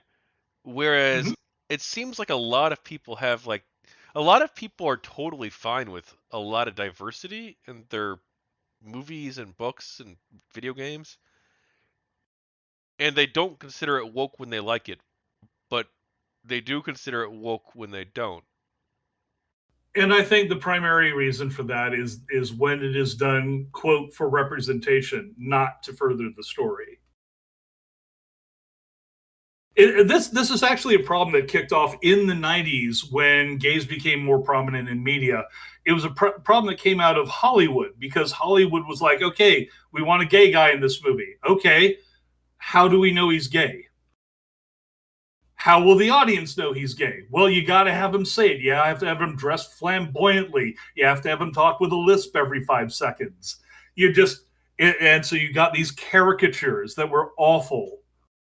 And sometimes people would be going and enjoying the movie because the character's so over the tops, it's literally laughable. But that's not the representation that folks in that area of the sphere want, is it? It's like we don't want to be laughed at. We want to be taken seriously. Okay, so eventually you have a movie like Brokeback Mountain, which okay, here's homosexuality, and it's presented in a straightforward, tender fashion, which goes to the story that's being told. It's not being slapped on. It's not filling a quota. It, God forbid people do writing for their material. Yeah, and it was actually a good movie, which is like, Yeah, it's an excellent movie. yeah, it is actually. So, I mean, again, when you have so many people come out and say, like me, we don't care that this person is gay. Write us a good story. The people on the other side of that hear, oh, that's just a smokescreen. You actually hate gay people. You're just saying you don't care, but you're really actually angry. It's like, no, I want you to go ahead, put in a gay character, write them well. I'm reminded of a particular TV show that died like even before the first episode ran because the trailer that they put on for it had always had this one section where there was two guys sitting in a baseball team locker room. And one guy's going like, I love that guy. Oh, not like how you're thinking. I want to have sex with him. And it's like, really? This is what you're going for gay representation, huh? Because you can't figure out how else to write it. What do you think of arguments about video games? Actually, I want to push back on this a little bit. How do we know what the intentions of the creator are when it comes to representation or character creation? Well, it's up to the creator. I mean, it's their baby. But like a lot of this, like the way at least we've talked about it has been like, oh, well, if they do it for the right reasons, it could be interesting. If they do it for the wrong reasons, it could No, be. if they do it as good writing, that's all I care about. Personally, I don't know about anybody else, honestly, Okay. but to me, it's about the quality of writing. It's not why they're doing it. Why they're doing it comes in only if it's getting in the way of writing. If they're saying, I'm going to throw in a gay character to check off a box on a list, I'm going to throw in a lesbian character who decides to fight them in the ring and then trash their monster truck to make some statement about rednecks, is like, okay, is this generic to the plot? Is this germane to what you're actually or is that the entire movie? Did you actually write the entire movie to be this? Then maybe it sets in. What do you think of? Good. No, I'm sorry. I was just gonna say basically that's it. Is it just like it's got to be good writing, and if it's trash, then honestly, I don't care what your check boxes are. It's just bad. What do you think about video? Sorry, what do you think about arguments about video games causing or reinforcing real-world sexist attitudes? Well, there's not actually any studies that show that. It's a stupid idea, and it goes back to the old arguments about D&D teaching kids to worship Satan, doesn't it? I mean, I've heard this crap all my life, usually from the religious right. Hearing it from the left these days, that's concerning. Yeah, I always have to push back on this because I feel like it's an area where I know how to push back very well, and it's one that's very contentious when it comes to this topic. Between like the pro and anti GamerGate people, I mean. Uh, but man, I feel like I've rehashed these arguments like 4 million times at this point. I But mean, what the fuck? I'll do it. It's part of me being a journalist here, right? Well, I can understand the other side argument to some extent because it can be argued that any media will have an effect on the person who is experiencing that media. But if your argument is going to be, but then that amounts to automatic brainwashing, even if it's just a little bit over time, we would never study World War II because we'd be constantly exposed to Nazis. And then you reach the mentality of extra credit saying, oh, you didn't ask for this, but now you're playing a Nazi in a video game. Oh dear, you must now actually believe that you're a Nazi and Nazis are cool and they have great uniforms and boy, don't they look sharp. It's like, no, no, that's not happening. Well, they would It's like, say you obviously know the arguments on the other side. yeah, you got to pay attention. You got Yeah. to take in all the data. So wouldn't they say that for some people though it is going to be like that? Yeah, for people who are crazy. I mean, if you look at all the examples that they could bring up of people who've actually been affected in this way, and you look down through it, it's like these people usually had psychological problems going way the hell back. Well, let's Um, use. Oh, good. I'll let you finish your point. it's like, for example, we're now seeing the Nashville shooters thing leaked, and you can see how this person is steeped in identity politics. I would not, however, say that somebody talking to somebody about identity politics in media is going to automatically lead to people going around shooting up, nightclubs. Well, let's use a video game example. Let's say that you're actually no. Let's use a real example from a movie that works. I could be getting some of the specifics wrong since I've not seen the movie in 20 years, but I believe there was in one of the James Bond films. There's a scene the where James Bond makes his move on the female character whose name I forget, and she initially is like, no, no, James, I don't want it, and then she changes her mind and wants it from James. You know what I'm talking about? Well, considering that describes a great many James Bond films so far.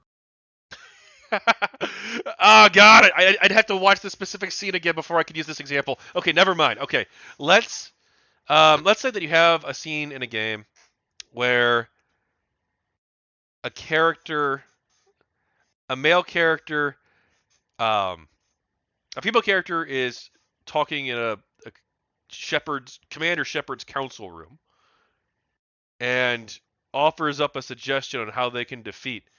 This is hypothetical. Offers up a suggestion on how they can defeat the Reapers. And Okay. Shepard's like, "No, fuck you. I've got my own plans." Let's say that that's hypothetically how Shepard responds, and he just completely dismisses this idea from the female character. And you could look at that interaction and be like, "Well, he could have done the same thing with a male character. Who knows? He would have. There's no evidence of there being a gendered component to this, right?" Yeah, and to be perfectly honest, it's also not generally conducive to the bottom line for a lot of developers to have different storylines for male and female. They tend to be identical because otherwise you have to write dialogue and have voice actors for all the different lines, which you still have. You have a great many games that do that, but that does increase your expenses for production. Yeah. So in this hypothetical, Shepard shoots down, let's say, Miranda's suggestion. It's not doesn't appear to be gendered necessarily. Maybe he would have shot down Caden's suggestion or Garrus's suggestion too. Um, but let's say that someone plays this and they already have like a slightly more sexist view. Well, that Could that reinforce their belief that like, oh well, women have nothing important to say anyway? I think you have to start out with somebody who's already got that viewpoint, and then it just feeds into it. It's the same thing, like I was saying with the political activist mentality, where you have somebody who's like, I begin from a given position, then I look for anything to reinforce it. So it's not creating a set of beliefs, and this is the problem that they present. That what they say that they're concerned about is normal people who don't have these viewpoints, who take them on over time by playing video games. I'm like, there's really no basis for that. It's like somebody has to start from at least a kernel of having that conviction to begin with. Then they will start building around it like, layers on a pearl until you get this incredibly dense thing that can't be cracked except by taking a hammer and smashing the head. I'm sorry. Continue. But a lot of the people who hold this view don't think that like sexist attitudes are especially rare too, right? They think that like this applies to a large swath of the population. If you believe in a patriarchal society that is rife with misogyny, you're going to see it everywhere. Even Anita Sarkeesian pointed that out. She actually picked up her viewpoints at college, basically. Before that, she had no such viewpoint. She goes to college, and then she comes out at one point, and she's at a talk saying, "Well, once you see it everywhere." And so it becomes her thing that if she sees something that seems to slot in, she begins mentally arranging how to better slot it in. Like, for example, with her video about Batman's cape supposedly hiding his ass to deprive the female viewer of what they would normally get if it was a female character. It's like you really had to stretch for that one, Anita. Well, but it I slots in with what personally, you already believed. I personally am very upset that I don't get to see Batman's ass because his cape is hiding the goods. But you do. As people actually playing the game point out, the cape goes all over the place. If anything, it's more like a tease, right? Yeah, it's something like that. So some people like it better that way. Yeah, true. I guess not Anita though.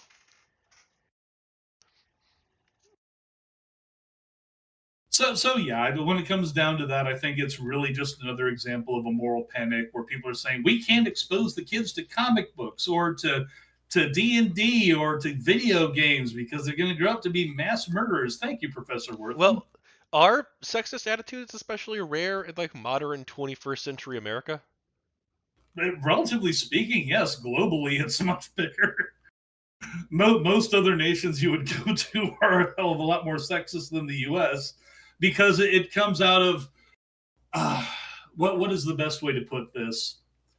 The closer you get to a tribal lifestyle, the closer you get to the idea that male and female are about sharing labor, different kinds of labor.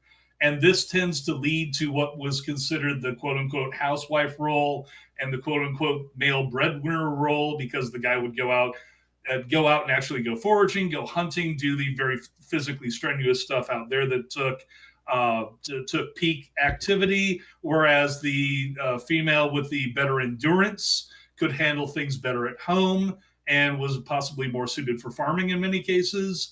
So you tended to have this striation of roles that became quote unquote gendered in society because what started out as practicality became tradition. And I think the closer you get to those older traditional ways of living that are still prominent in most of the world, the closer you will get to what we in the West would consider sexist. Yeah, like, obviously, like overt sexism is like significantly declined over the past 100 years, and like is almost non-existent maybe in most like I don't know. I mean, I'm not. I don't. My impression. I would say almost non-existent, but it's pretty rare. It's a niche viewpoint. It is a niche viewpoint for sure. Obviously some people do hold this view, and some people hold it for religious reasons, and some people hold it for religious reasons within their community, but don't want to force it on people outside that community. Other people want to force it on everybody, but like, it is I think a relatively rare viewpoint. And when I say rare, relatively speaking, well, yeah. What percentage of people do you think have like openly like? I would say 10% or less. Yeah, I might go like 20%. I don't know. Usually I consider a 10% or less to be a niche viewpoint. That's why I called it niche in the first place. I just didn't want to put a number on it. But I could be wrong about that. Maybe it's more widespread. It's definitely in the minority. And the problem that I have with a lot of these modern activists is they want to pretend that it's the majority view and that they're the underdogs fighting an oppressor. But obviously, like we're talking about the overt stuff is obviously extremely niche. But like obviously, there's like a lot of people who are like well intentioned, but like sometimes don't think before they like make decisions. Well, I could go to the example of my dad. I mentioned to you at the beginning that he's basically a classic 1950s era everyman. That's what he was. He grew up. He was born in the 30s, grew up through the 40s, 50s, 60s, 70s. He became a prominent banker. I wouldn't call him wealthy, but he was never poor. He was in the Navy. He got as an officer, and he has had a full life. If you get him around the Christmas table, he will start making racial jokes because he knows he can't be thrown out. But when it comes to sexism, he is one of the most progressive people you've ever freaking met. It's weird. And he says that's how he's always been because he just grew up in a background and in a part of society where women were expected to be able to make anything of themselves that they wanted. It's like, does a woman want to do this? Is she capable of it? Yay. That's my dad's viewpoint. Do not ask him how many black people it takes to tar a roof. Oh gosh. That's the kind of thing he'll trot out when he knows that it's like, Dad, one more like that, and you're going out into the cold. You're getting your dad canceled now. No. Well, I kind of bring him up because I just went over. This last week was me and the rest of the kids helping get his affairs in order because he's getting on. So, yeah. So, all those people out there who might suddenly want to cancel my dad, don't worry. Nature will do it already. Yeah. I'm sorry about what's going on. If you want to talk, you can. Yeah, it's fine. It's fine. What did you think of social media campaigns to demand artists change artistic elements of their work, like hashtag change the cover? Well, that goes again to my concern that's like what the creator wants to create should be the thing. If you don't want to buy it, don't buy it. It's like, how many times have we heard over the last few years? If you don't like my terrible writing for my terrible TV show, don't watch. Why isn't anybody watching? You all hate women. No, it's like we're following your advice. We're not buying it because it's crap writing. So same thing. If these people are offended by a given comic book cover or whatever, be a regular person. Don't buy it. Jeez. Are there better ways to criticize artists than demanding that they change their works? Anybody can be critical of anything, but trying to take a controlling factor, it's not your art. Like there's a lot of art in the world that I don't like. I'm not going to go after the artist and say, "Hey, you offend me. Change it." But does the person who says you offend me change it? Do they actually have any more real power than the person who says, you know what, I don't like that, I'm not going to buy it? Well, only in terms that they're imposing themselves on, directly on the emotions of the person who's created it, trying to literally pressure them into changing it. Yeah. I mean, if for example, I'm an artist and I create a piece of art and it doesn't sell well, I may think, maybe I'll try something else. But that is a lot different from getting 50 emails in my box saying, "You scumbag, why don't you draw with bigger tits?" Well, where do you think the lines are between criticism and censorship? Well, censorship is the active attempt to get somebody censored. Criticism is just, I don't like X. I'm going to express myself. I mean, okay, even the example of the guy saying, "Why didn't you draw this character with bigger tits?" I've gotten those, by the way. I've done cartooning in the past, and I've gotten criticism. It's like, why are you concerned about this character having bigger tits? That'll be my response. Is like, why do you want that? Well, because it shows that you're sexually more liberated. It's like, okay, bye now. That's just how I treat it. But if you get a lot of people who are swamped by that kind of thing, I can understand. It's like, I don't want to deal with this. Go away. Why are you bothering me? Just don't buy it. Do you have any thoughts on the removal of content from foreign games when they are localized? Also stupid unless it violates the laws of the country that it's going to. For example, one of my favorite games is Hearts of Iron. You cannot sell that game in Germany with the swastikas on there. Sorry, it's like we have to actually. It bothers me that we have to scrub parts of history away to avoid offending people, but that's the law in Germany. You've got to follow it.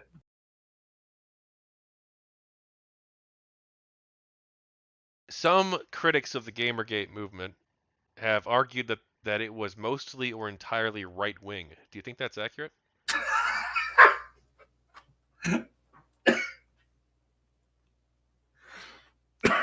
I'm sorry. That came out of left field there. And I'd forgotten there are people who think GamerGate was right wing.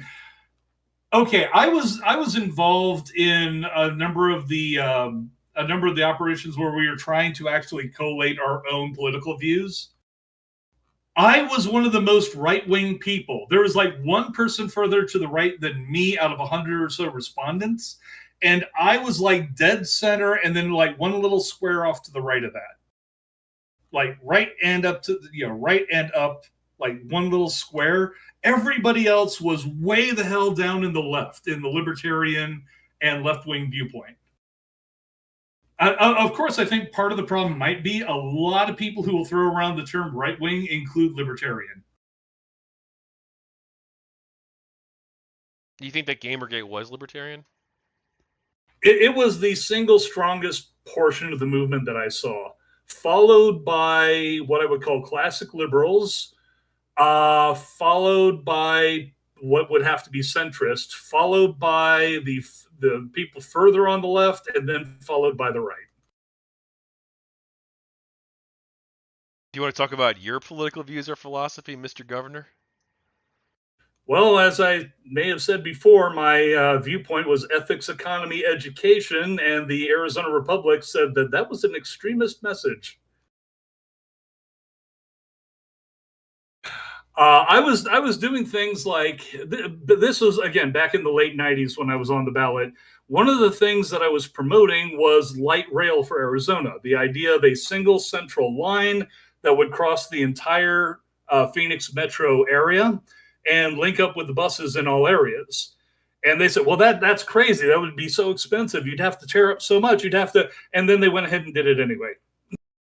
We now have light rail, which aside from the route being slightly different from what I had originally proposed, which would have used the old Amtrak tracks that nobody uses anymore to save money. Yeah, it's almost identical to what I proposed. I also promoted something that I called Star Harbor, which was the idea of perhaps adding a fifth terminal to Sky Harbor Airport to promote the creation of scramjet technology in order to help enhance the Arizona electronics and aerospace sectors, which are already very strong. So if Arizona could develop scramjets, the idea of basically a suborbital craft that takes off from the ground using jets and then goes to rocketry as you get higher up, that we might now be on the forefront of space technology along with Elon Musk. Crazy, wacky stuff. I guess you have to be a billionaire, then it's not so much. Also, I was for things like going to a year-round education schedule where instead of having a 3-month summer vacation, we would split that into seasonal 2-week vacations so that you could have the education agenda spread out more evenly and you'd have better retention factors for students. These are some like big changes at the state level. Yeah, I guess that's why they called me radical and crazy. It's like I look at a problem and I say I want a solution to this. So, for example, when I went to see the natives at one of the tribal conferences, the Democrat gets up there and says, "Well, we appreciate that what you're doing with all these casinos here, but we think that you have a public responsibility to the rest of us. So I'm going to introduce a tax on all your casinos." I got to follow him and I said, "Wow, that sounds like extortion." And the room exploded. I literally had people jumping up and down the aisles pumping their fist for me. Is because that's what it was. It was literally, "Hey, nice casino you got here. Damn shame if anything was to happen to it." My attitude was these people are supposed to be sovereign nations within the United States. Let's start acting like it. And apparently that was also radical and crazy. But you know what offended the Arizona Republic most about my platform? I said that Arizona should not be paying for ASU football if it can pay for itself. That's what made them most upset. They were actually angry about this. Was during an editorial meeting, and they actually kind of blew up about it. Now, they never mentioned this in any of their coverage, and I could never get them to give me a one-on-one interview for anything. This was like a bunch of us coming in, like all three of the quote-unquote major candidates for the time, sitting down and having a general talk with them. It's like, well, what would you do about this? It's like, well, I don't think we should be paying $500,000 to a coach who doesn't win games. Would you have gotten if you were elected governor? What did you think of first past the post? Well, there's nothing that you can actually do about that without a constitutional amendment because you have to change the way that the election is done. That's done at the constitutional level. What at the state That's constitution, right? Yeah, at the state constitution level, which means I'd have to get the Republicans in this state on board, if not the Democrats as well. Yeah, that's not going to happen. First past the post. I mean, as far as making radical changes like that to the actual electoral system, I've heard those arguments brooded about since the '90s. Like I said, I was a member of the Reform Party. There were a lot of people in and adjacent to the Reform Party that wanted core electoral changes like that. But the problem always came down to do this, you'll have to change the Constitution to either federally or locally in your state. To do that, you will have to get a majority, if not a super majority, either federally or in your state. You're going to have to win using the existing system. Well, it's all rigged. Yes, it is. Guess what? You're screwed. It's basically a non-starter argument. That's the problem. Have your It's like saying if I was governor of Arizona, would I put a colony on one of the moons of Jupiter? I'd love to, but it's not going to happen. Well, I mean, like might be able to get like some sort of electoral reform, but it would require like a lot of horse trading or a referendum. The only electoral reform I effected was because I mentioned this before that I got on the ballot because of a loophole the Democrats and Republicans left in for themselves. They closed that ballot the year after, so there's your electoral reform. Have your politics changed since Gamergate or because of Gamergate? No, I've had those viewpoints for a very long time, going back to the '90s. Kind of established. I mean, if anything, I came into Gamergate because my existing ethics demanded it.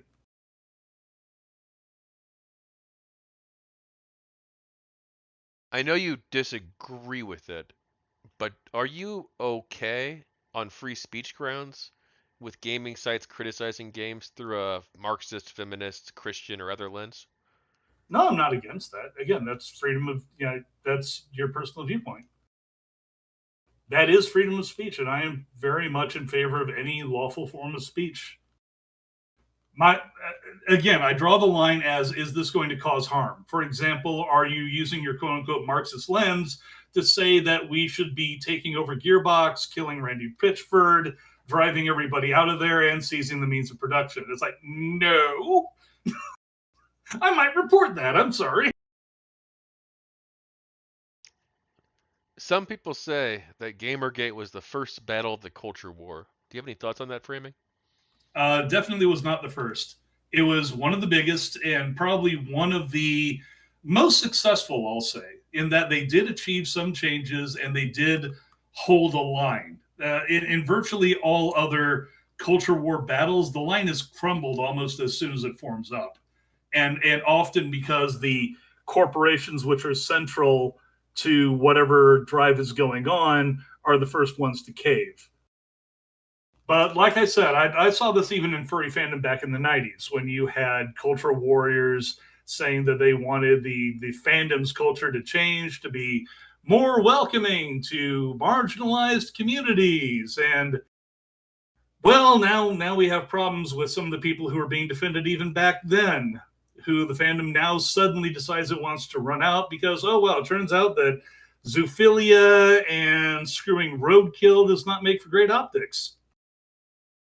And there are some of those people out there. They have caused problems for the fandom's image, but only then did. I mean, back in the '90s, I was saying, hey, you know what? We should not be allowing people who say that they're in favor of zoophilia actually screwing real animals. They should not be at our conventions. Well, how intolerant. You must be a church-going Nazi. Yeah, so I've dealt with that for many, many years.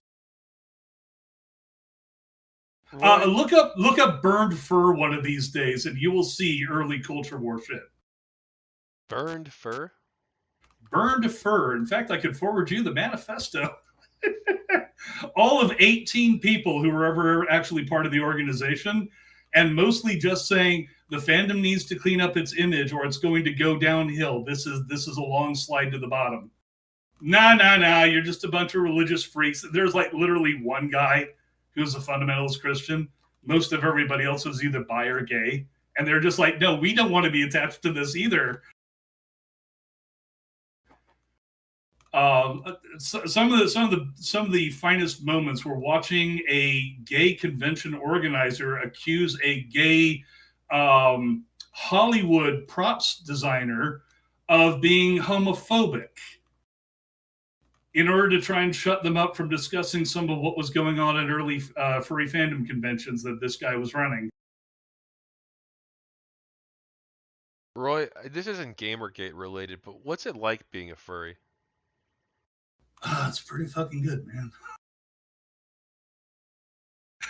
Okay, if you want to talk about lenses, that's kind of an interesting thing because being a furry really is kind of looking at life through a lens, at least in terms of having a persona and all that. And it makes for kind of an interesting lifestyle, but it's also something that you can put down and just go away and be serious with for a while too. It's not something that just eats up everything that you're. A lot of people will say that they'll say that a fursona is exactly that, but I can put Roy aside anytime I feel like it. I just don't feel like it. So Roy is your persona, not your real name? Yeah, yeah. I have been. This is the thing that throws people. I don't call myself Neon McSparkle Dog or anything like that. So it's like, oh, that's your real name then? Nope. I did use my real name when I was working for TechRatpor. Incidentally, it's Scott Malcolmson. Oh, you don't have to say that, but I don't care. I grew up in an era when everybody's name, phone number, and address was in a giant book you can find at any corner store. If some idiot were to show up at my address and say, I'm coming for you, hey, guess what, son? This is Arizona, and I'm packing. what do you do at furry conventions? This is a whole separate conversation, but I'm interested a little bit. The first furry conventions, and this is probably the root of what furries are about, were swapping sketchbooks. That was mostly it. People who are interested in drawing or who appreciate artwork would either create it or buy it or make it for somebody else. The earliest fandom grew up around comic books, and that was actually sparked by TMNT. TMNT was so successful as a black and white comic in the mid '80s that it kicked off a lot of knockoffs of animal characters doing largely the same things, like preteen Dirty Jean Kung Fu Kangaroos, things like that. Some of these became their own thing, and it created enough of a market for anthropomorphic comics that original stuff started coming out, like Snowblind or Albedo, which is Albedo's high-end fantasy fiction. Snowblind was like college drama, using fairly realistic characters. There's just this wide swath of new creative material that came out that was not tied to any of the Marvel or DC house styles. It was all very independent comic vibe, but also something different. And to me, the creative spark of that has never gone away.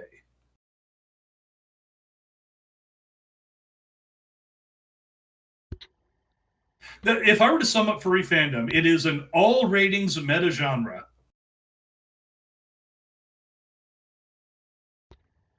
What do you think of the framing of Gamergate or the reaction to it as being a moral panic? It is. It was created as a moral panic in the first place. The whole point of Gamers Are Dead was to say, oh my God, gamers are a toxic culture. And here's all this mythology that we're going to put out there and totally endorse as being totally real.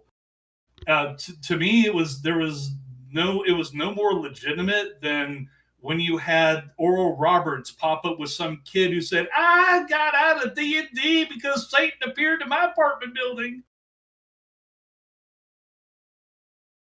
What do you think of the framing of GamerGate as a battle between those who believe in Enlightenment liberal values and those who don't? No, Gamergate has enlightened liberal values. Virtually everybody that I ever conversed with in Gamergate would amount to an enlightened liberal when you boil down their viewpoints of various things. The people who opposed them called themselves progressives, and I always have to put quotes on the end of both of those because they're the most progressive people I've ever met. I mean, okay, I have run into actual neo Nazis and skinheads. They're about on par. You've interacted with we'll get to that soon. So I used to go heckle them. you've interacted with a lot of anti-GamerGate people. What's that been like? Uh, Most of the time, the problem is actually having a discussion that doesn't end with the words agree to disagree or blocked. Um, because again, it becomes difficult to talk to somebody who starts from the viewpoint this is a movement about harassment. Okay, because at this point they are a crusader. They're out there to defend the people that they think are being attacked, which is incidentally why I got into Gamergate. I was defending people who I saw as being attacked, who did not deserve it. And these people are thinking the other thing from the other side. So then you get into comparing data points with each other. And then it turns into either recognition or denial of different points. It's almost never an actual, let me look at that information. Let me see what you're talking about, see what your point of view is. And I have that problem with the other side as well, because I will hear them trot something out, and to my ears, it will sound like something I've heard 1,000 times, and I start tuning it out. It's a difficult conversation to even have in the first place. Have you ever changed anyone's mind on GamerGate? Maybe 1% of the time, and I would consider that a generous estimate. Are you friends with anyone on the other side? Yeah, I'd say so. Mainly because I'm able to actually have relationships with people that I disagree with, unless, again, if it comes down to them causing harm. If somebody, I couldn't be friends with somebody who's taking their blinkered views about Gamergate and using them to say, go after Master Miller, claiming that he's a white sock puppet and he's pretending to be a black man. And so they're going to destroy his life. It's like, I happen to know otherwise. You're wrong there. No, I'm going to do it. Okay, sorry, just I don't want you in my life. That kind of person I can't talk with. Somebody, I mean, I'm able to have discussions with Marxists where we're able to compare actual information and different viewpoints, and that's fine. I haven't got a problem with that. Really, I always draw the line at actual harm being done.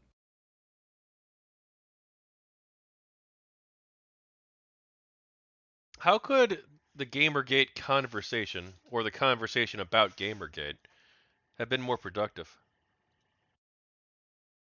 Well, it would have, okay, bottom line, the games press needed to allow the conversations to happen on their forums. That would have been it. Let them publish whatever they want to. That's also freedom of the press, as long as they're not like maligning somebody specifically. They're coming out with opinion pieces and making their statements about games culture. Okay, fine. But let people have that discussion in the comments. Because they chose not to do that, it striated the whole thing and turned it into a war.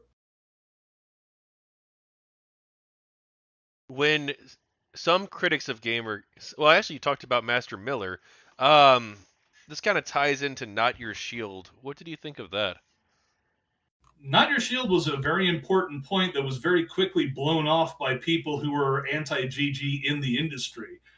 I mean, there's kind of an infamous bit where a particularly prominent games developer is literally holding up a white sock puppet and using it to say "Not Your Shield."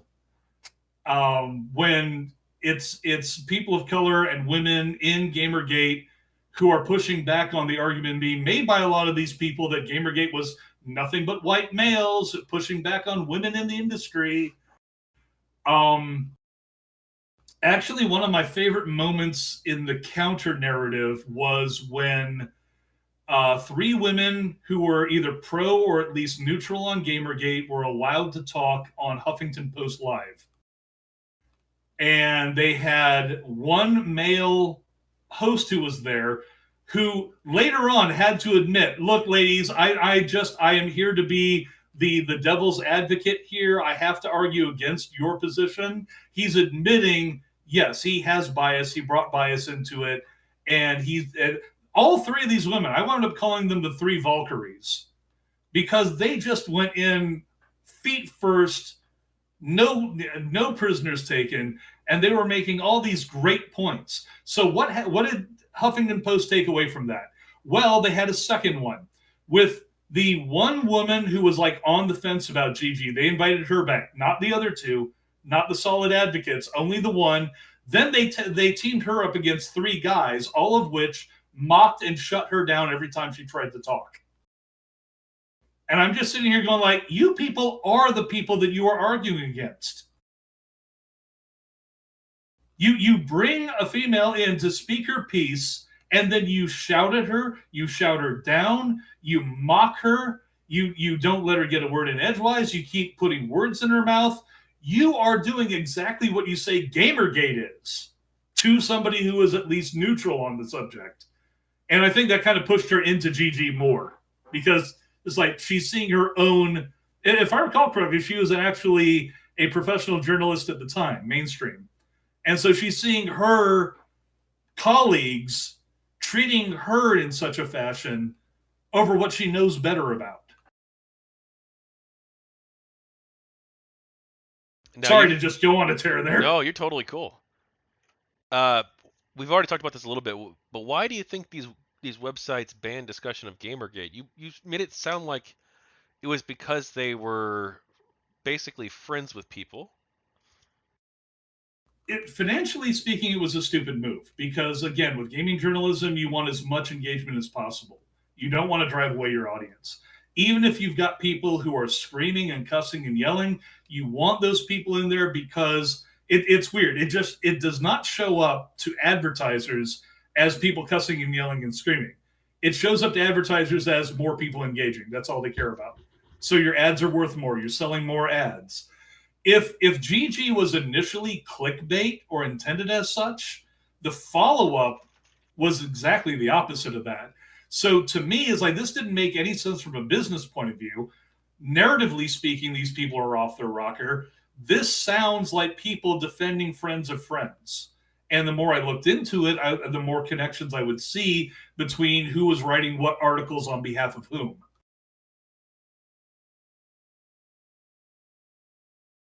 I would say Gamergate as a scandal was probably about 20 prominent journalists and editors abusing their power. And the rest of it was just people towing the line so as not to get excommunicated.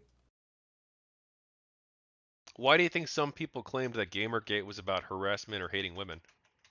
Had to be, or they didn't have a narrative. First of all, that's exactly what Samantha Allen was pitching in the first place when she was, sending that open letter to all the editors of all the major news outlets. She was saying this is harassment, this is a misogynist culture, and if you don't agree with that, you're part of the problem. You're the kind of person who's saying boys will be boys, and therefore you're letting it slide. They were already making all these arguments. So for them to sign on in the first place, they had to have that narrative. So they couldn't very well ditch it or oppose it without being opposed to the narrative itself. So it all falls apart. What do you think of the studies about Gamergate and harassment, such as the Women Action Media study or the Newsweek/Brandwatch study? I don't think I've seen the one from Newsweek. Wham, I remember, wound up being discredited because of, well, it's the same problem I was mentioning before. When you see everything through a particular lens, you look for everything that will support it and ignore everything that doesn't. And that was rife throughout the Wham study that I did look over. They basically took as credible every claim that was being made. They did not perform due diligence in most of their data. very little. Basically, they would look for one or two things that they could point out and say, this is legitimate, and then hang a lot of accusations on that framework as though that also meant it was legitimate by proxy. And I saw a lot of argumentation in that form about Gamergate over the years. You would have this person definitely did this one thing. Therefore, all these other people are just the same thing. It was very much guilt by association. And oftentimes, when you looked into it, sometimes the various allegations that they were saying were definite turned out to have been faked in the first place. I remember in particular, there was Brianna Wu had an episode in The Internet Ruined My Life for Sci-Fi, I think it was. It was one of those channels. That sounds right. Yeah, and she claimed that she had been hunted by Gamergate, and she included something that she had admitted was a hoax carried out by an unrelated comedian a year ago. So actually, it had been more than. She had admitted to The Verge that this one comedian had hoaxed her into thinking Gamergate was literally hunting her down in real life. And it's literally just this complete jerk who does that with just about anything that he can latch onto.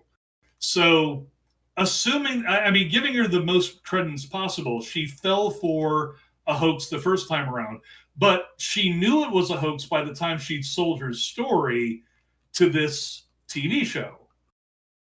So to me, the credibility of Brianna Wu goes right into the toilet immediately. This is somebody who is willing to lie for money. Roy, could you go over with me where you think the WAM study went wrong exactly? I can link you the study if you'd like. I was going to say you'd have to, because I haven't seen the thing since it came out. Yeah. But I'm just going by memory here, but I am recalling a lot of conclusory statements, not a lot of real meat to the study, a lot of claims, and a lot of it going to the argument of, we see this happening in society in general as well. So what you're seeing them say there, women in media, they make this argument about all media. So they want to tie Gamergate into their larger narrative so that they can promote it as part of the group's standard platform. So it's basically like going to a Nazi and asking them for their opinion about a communist, or vice versa. You know what it's going to be, regardless of what the data is. Well, what percentage of Gamergate people engaged in harassment, according to their methodology? I remember them having a very high quotient. Yeah. How high? If I'm recalling off the top of my head, it would have been something like 60%. What if it was 0.66%? Did they actually come out with that? They did. Was that from Wham? That was from Wham. Okay, hang on. I love getting you gators on this shit, because you guys either don't know the study or you mix it up with other studies. Well, I don't even know what study you were referencing earlier. You might be right. It's like Women Action Media. Well, this is what I'm saying. This is from 2015, dude. It's let's see here. Reporting, reviewing, and responding to harassment on Twitter. Okay, the Twitter study. Let me look through here. I believe that they said that we'll spend all day going through this. They went through the tweets and said that many of them were directly connected to Gamergate. Like they identified. Well, they used the auto blocker, the block bot. They used that as a list of who supported Gamergate or not, which is not perfect, but I think it's actually pretty good data and like mostly accurate. Not really. I was on 74 of them. I had the record by the time I was banned from Twitter. Well, there were so many different block bots, but like the main Gamergate one that Randy Harper created is the one they used.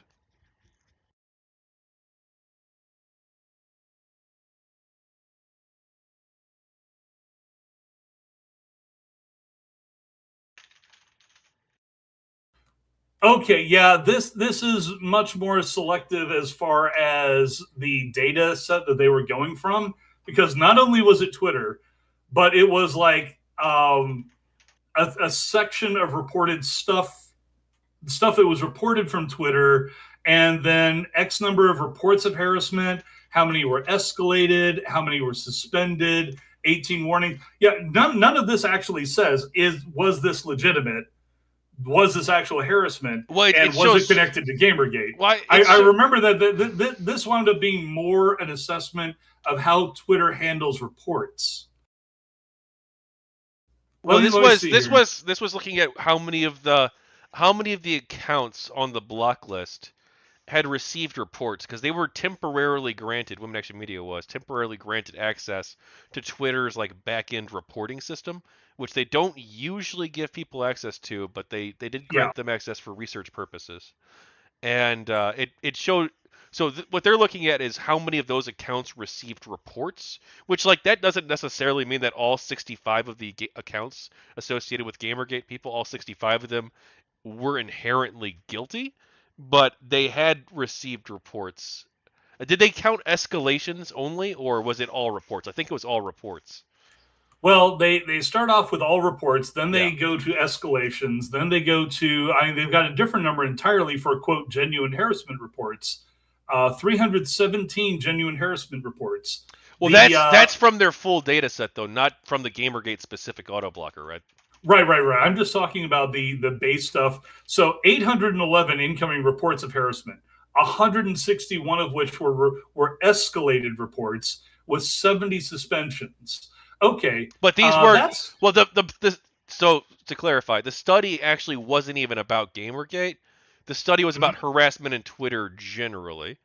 mm. Um, but they had a subsection because they had access to the data.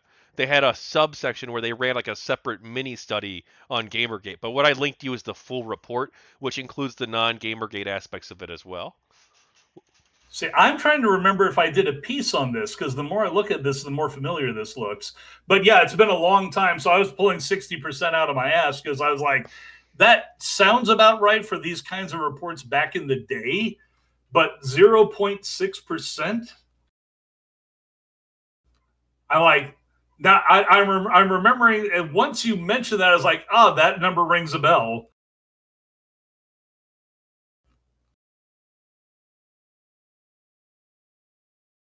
TechRaptor did write about the Nimbus's study, but that was bad data. I mean, Mm. it wasn't like the worst data in the world, but like I wouldn't cite it because they use such a broad definition of what constitutes harassment. Okay, I think this is part of what set me off here because I remember reading this introduction from the Wham thing.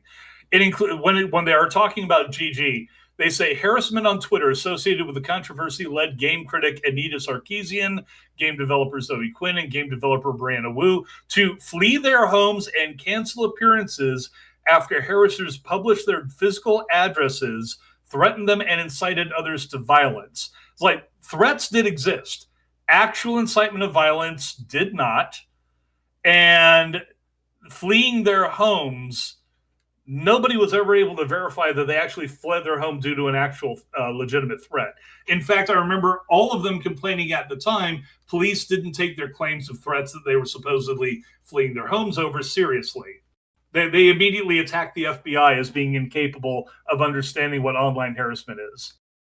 It's like, well, online harassment is one thing. Actually, an incitement to violence, they understand that very well because that's been established law since like the 1910s.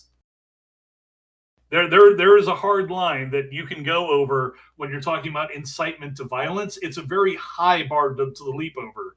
So when somebody's saying a genuine threat of violence or incitement to violence, that can be as little as, you know what, if I was there right now, I'd dot your face in. It's like, okay, the guy's not going to actually hunt you down or do that. He said that. You may choose to believe, oh my God, I'm in danger. I better leave my house now. That is fainting couch politics is what it comes down to. So I think that's probably why I had a negative reaction to the Wham article because it prefaced this idea as these are legitimate claims. Yeah, but the data itself I feel is pretty good. The basic data itself, yes. The problem is the conclusory statements, as I was saying before.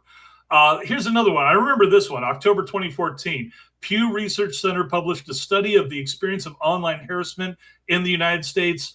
40% of Americans have experienced harassment in some form. I've seen that one, and they don't include here who's doing the harassing.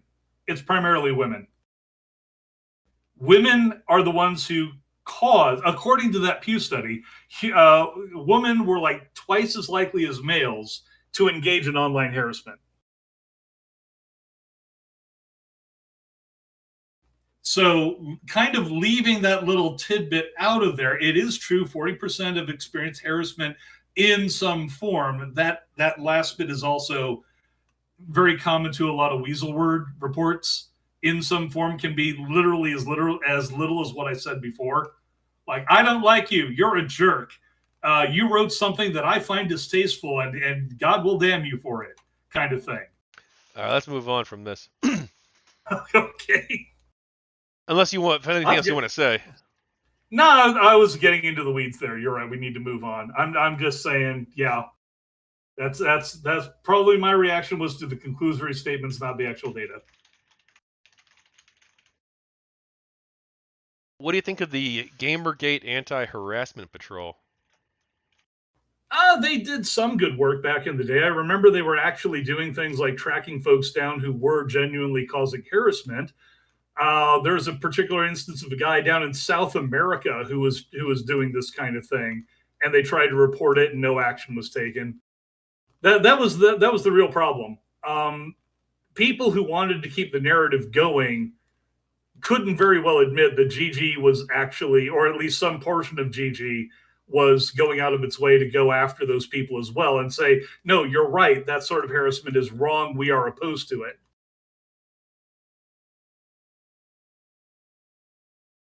So I don't think it ever got reported on. How important to you was it that bad actors were condemned? Very important. It is extraordinarily unusual. In fact, I do not recall any other case where you have seen a movement that had a bad actor crop up from inside it, where the movement moved against that person. Especially with an internet movement of some kind, the usual response is to pretend the person doesn't exist, or or to say they're unaffiliated, which this person actually was. But nonetheless, it's like actually trying to go after such a person and making something out of it. That is very rare. In fact, I think about the only time I've seen it done in politics is when you have a politician commit such a heinous act that his entire party feels like they have to condemn them, like with Nixon.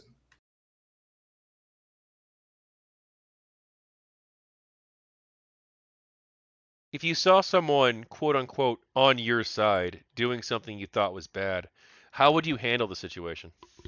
I'd get on their ass, knock that shit off. That's how I just am on the internet all the time. Do you think most GamerGate people did a good job condemning harassment? Yeah, especially this kind of becomes the problem. Is like, why don't you condemn harassment?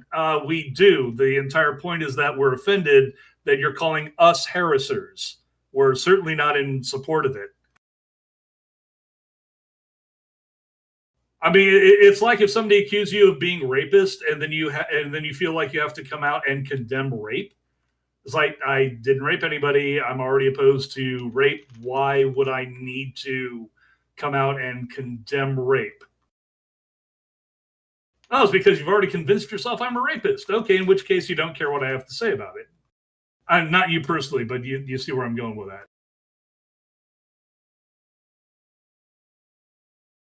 You don't like for example, you got the Johnny Depp trial, right? It turns out, Amber Heard was lying about him. It's that all was BS. You still have Amber Heard stands out here to this day insisting Johnny Depp is a rapist and needs to go to jail.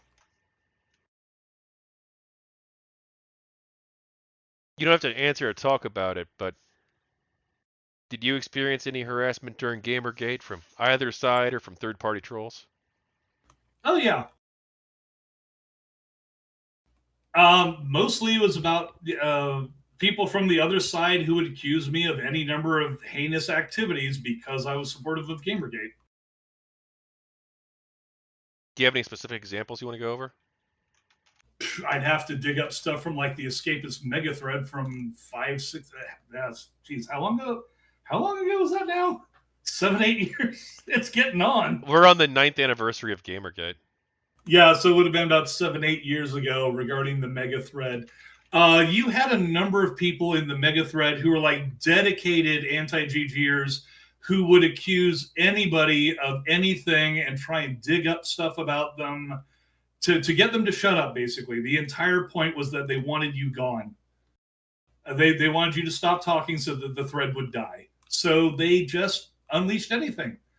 Harassment flew wild and fast in those days, usually against people who were on the side of GG, and most of the moderators on the site were also anti-GG, but were actually being told by the people over them, no, you will keep the thread open.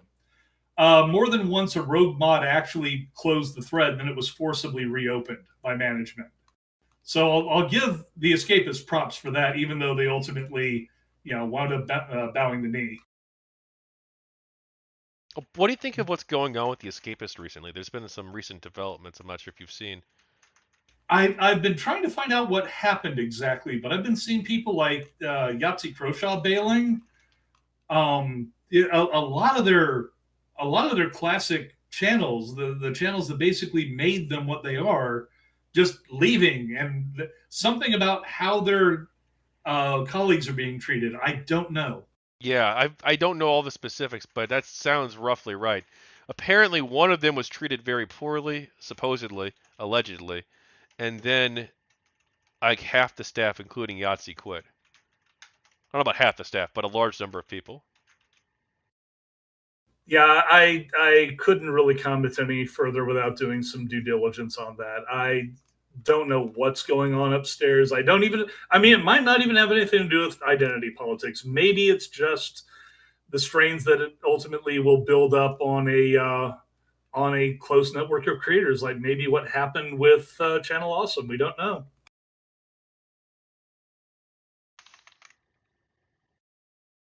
Why do you think the media largely didn't cover harassment against Gamergate supporters?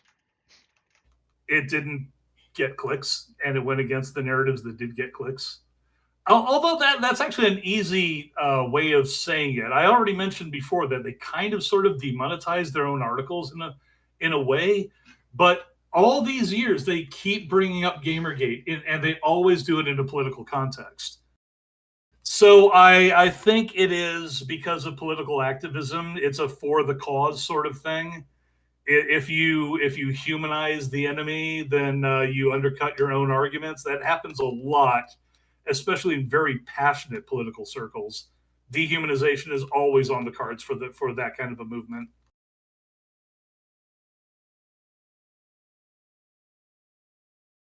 I don't think I agree that it wouldn't get clicks.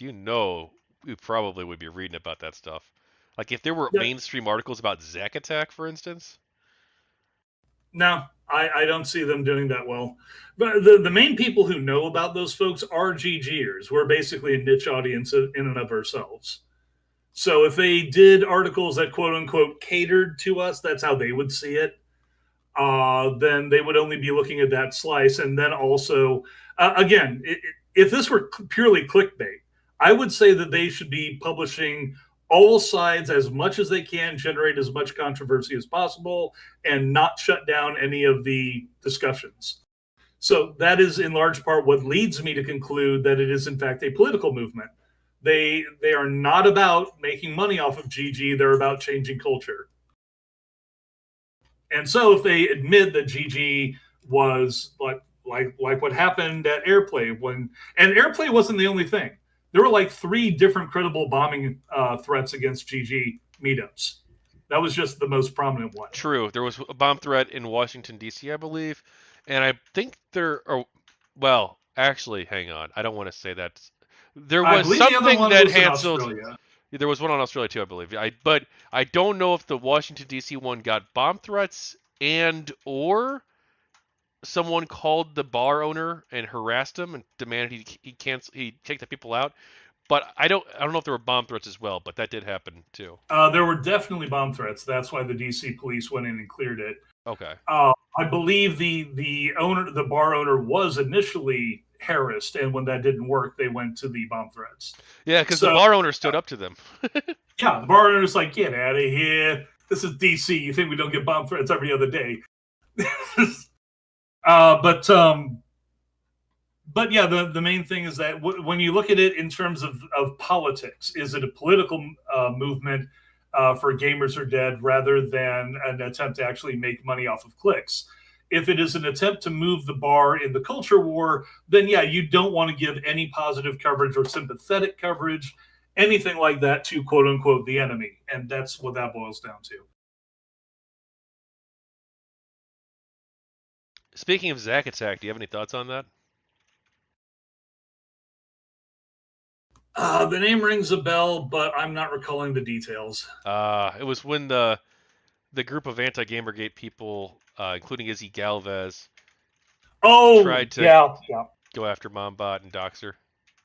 Okay, yeah, yeah. That's yeah. I mean, that would have been a classic example. And yeah, I know Izzy from way back. He's like one of the people I clashed with a lot on Twitter. That that guy could never hold a standard to anything he wasn't willing to throw under the bus for the cause. This is what I saw time and again in the anti GG ranks. I have run into people who genuinely had questions and real arguments. Like they wanted to talk about their viewpoints regarding misogyny in culture and in gaming culture in specific, and they had a viewpoint that they felt was based on real data. As like, okay, we can have a discussion about this. But people like Izzy would simply, flip all over the place as long as they thought they were winning the argument. To them, it was about winning the war, not having a discussion. And they wanted the war in the first place. What do you think of the term sea lioning? I think it's great. I still have those comics in my memes collection. Was the sea lion right? The sea lion was absolutely right. Absolutely right. Absolutely right.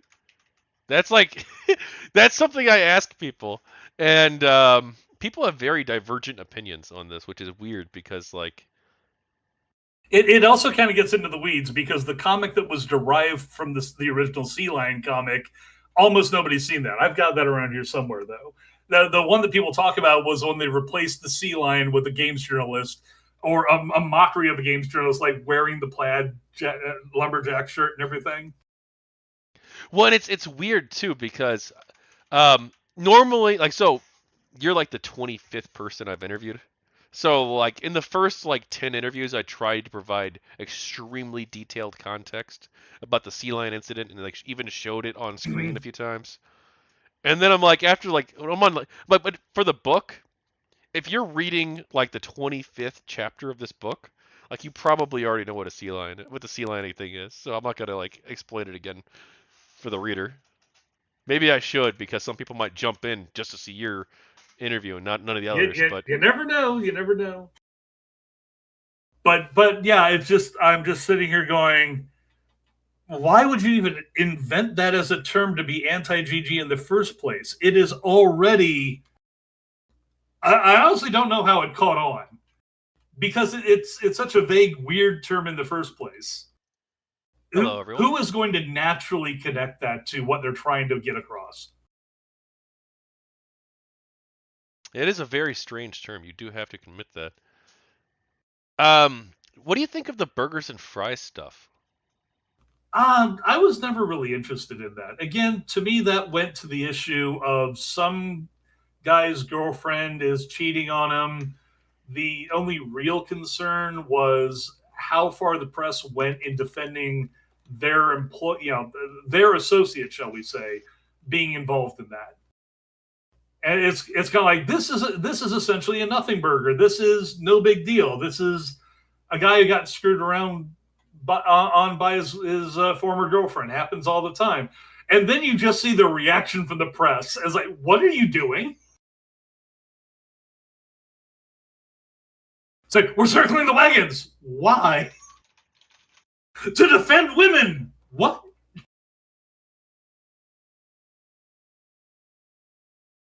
So yeah, it was the fallout from Burgers and Fries, not Burgers and Fries itself, that interested me. Do you have any thoughts on GG Revolt?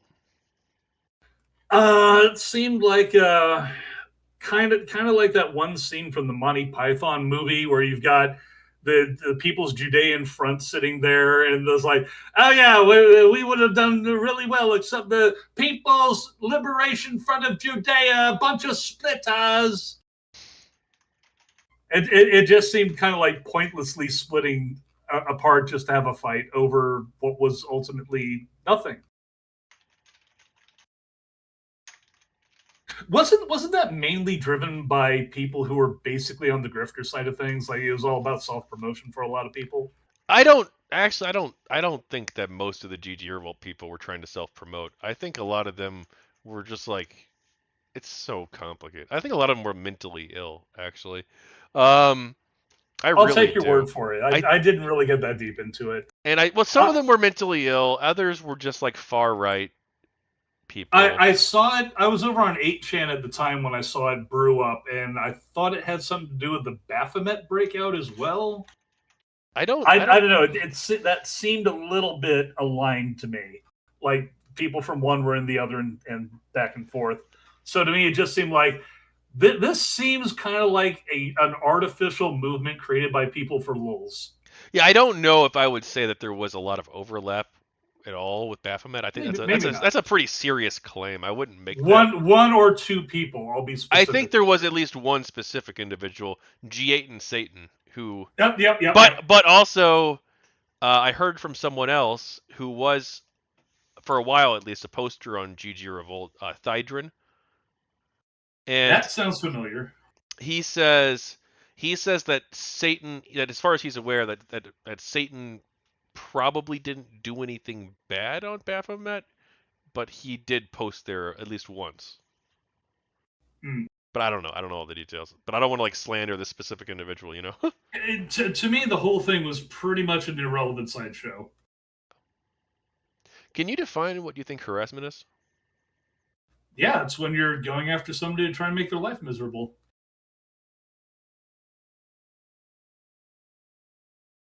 Is it not that? Well, I'm leaving that for you to decide. No, that is what it is. It a big. I actually wound up having this discussion very early on in GG with some people who kept trying to market different versions of what the term harassment was. Mainly, it was anti-GGers who would say that if somebody is a creative online and they're getting thousands of emails a day saying you suck and you should stop doing what you're doing, you should change this or that, or your tits are too small or whatever, that's harassment. It's like, okay, is that thousands? And I would ask them, is that thousands of different people sending one message to somebody that they dislike, or is it one person sending thousands of emails? And the answer I would get back 9 times out of 10 was, what's the difference? Well, when you're looking at it from the other side, of the other viewpoint, somebody who's receiving all that, it doesn't really seem to make much difference if it's one person or thousands. But the difference really is one person making a critical statement or even a nasty statement is not harassment. It is when they keep coming after you about it. So a lot of the stuff that was presented as harassment by people who were making these arguments in the first place wasn't. It's simply what creatives have to deal with on the regular. If you get your name out there and you're a creative person of any kind, if your email box gets out, oh god, you're gonna get slathered and nasty. It's gonna happen.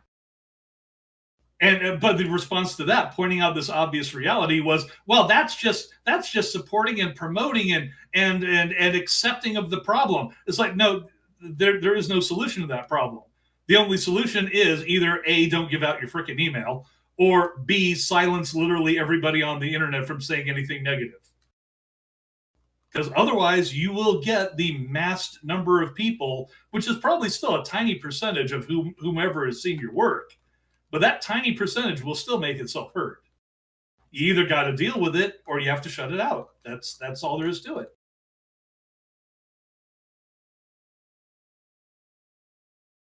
What do you think about how the media covered GamerGate?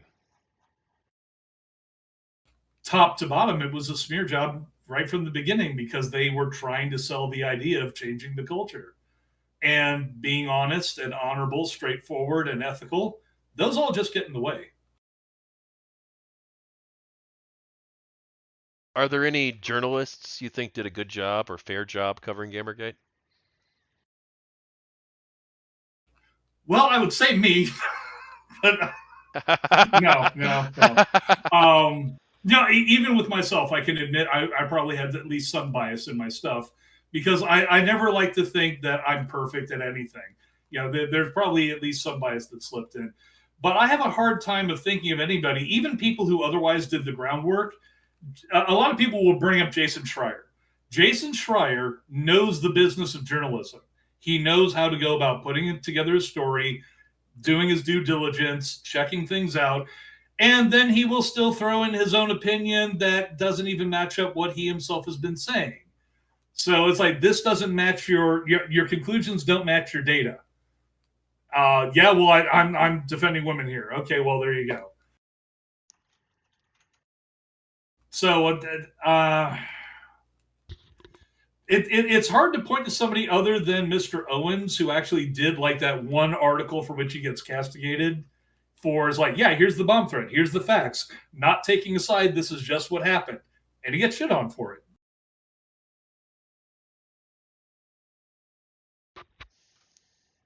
Did anyone in the media reach out to you for an interview to discuss the movement? Never, not once. Did you reach out to any journalists or media outlets who wrote articles about Gamergate to correct misinformation? Yes, I did. Probably that was one of the that was the thing I commonly did during the first year of Gamergate, and it finally got through to me that they're not returning any of my emails. They're not responding aside from the occasional snarky comment. It's like, this looks like a cut and paste. Where there's like, well, I understand that you hate women and therefore you want us to really start talking about Brianna Wu in a negative light. I'm like, Brianna Wu's story requires time travel at certain points. I'm pointing out is like, here's what she said here, here's what she said here, here's where her story changes, here's where it flips back the other way. Here's where things that absolutely did happen the day of the 7 deadly tweets suddenly didn't happen. And then other things happened that hadn't happened before. And here's stuff that had to happen while this stuff was happening. It's like, well, we understand you hate women. I'm probably interviewing. Well, I'm maybe interviewing Brianna Wu. I've been talking with her in private. Anything you want me to ask her? Nothing that wouldn't set her off. I don't think I would be very productive in that because I would be constantly fact checking her. Well, that's okay. Like one of the first things. That's good, right? Okay. Let's if she says something dishonest, which I'm not saying she would necessarily. Right. She's moderated a bit on Gamergate in the recent years. Yeah, in my anniversary article on Gamergate, I pointed out that her story about the 7 deadly tweets.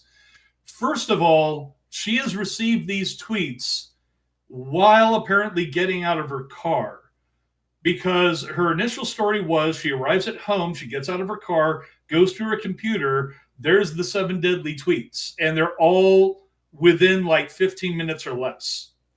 Some of them within only a few minutes, like they have only just been sent. She gets into her house, goes to her computer, turns the computer on, gets on Twitter. That's about as much time as it would take for these to have just been posted. So I'm like, these line up with somebody who's posting them from your car, Brianna. But okay, I'm sitting here going like, maybe that's a circumstance, maybe that's just a happenstance. It's possible. The problem is when she went on ABC News with Joy Reid. She was on with Joy Reid like 2 weeks later, and her story changes to where she doesn't leave the house. She is constantly engaged with Gamergate in a back and forth on Twitter, exchanging. First starts out with memes, she says, and then she's going back and forth, and she's there for, and I quote, hours and hours and hours, and then the tweets pop up, and that's why they're so fresh. I'm like, so you went from not leaving your house and being there constantly engaged in this back and forth with GamerGaters, and then the tweets pop up. That's your later story. The early one is that you left the house without a care in the world, came back, and they happened to be there. I mean, like, I think this is like the dumbest argument you could make. Like, maybe I'd have to see the tweets myself, but like, I like she screenshotted the tweets really fast after they were sent. Therefore, they must be her. Like, or maybe she No, just no. like As is I this said, I'm giving credence for the possibility that could just be happenstance. right? So I did qualify my statement there. It looks fishy, but it's not definitive. What to me seals the deal is that later on she changes her story, so where she doesn't leave the house, she doesn't come back, she's not getting out of her car, they pop out while she's still engaged. Yeah, So I'd have to see the interviews. If you could send them to me, that I'd check it out. yeah, it was her I know the interview Steam with Greenlight Jittery. thing. That was yeah, that was, to me, that was even not that big of a deal, to be honest.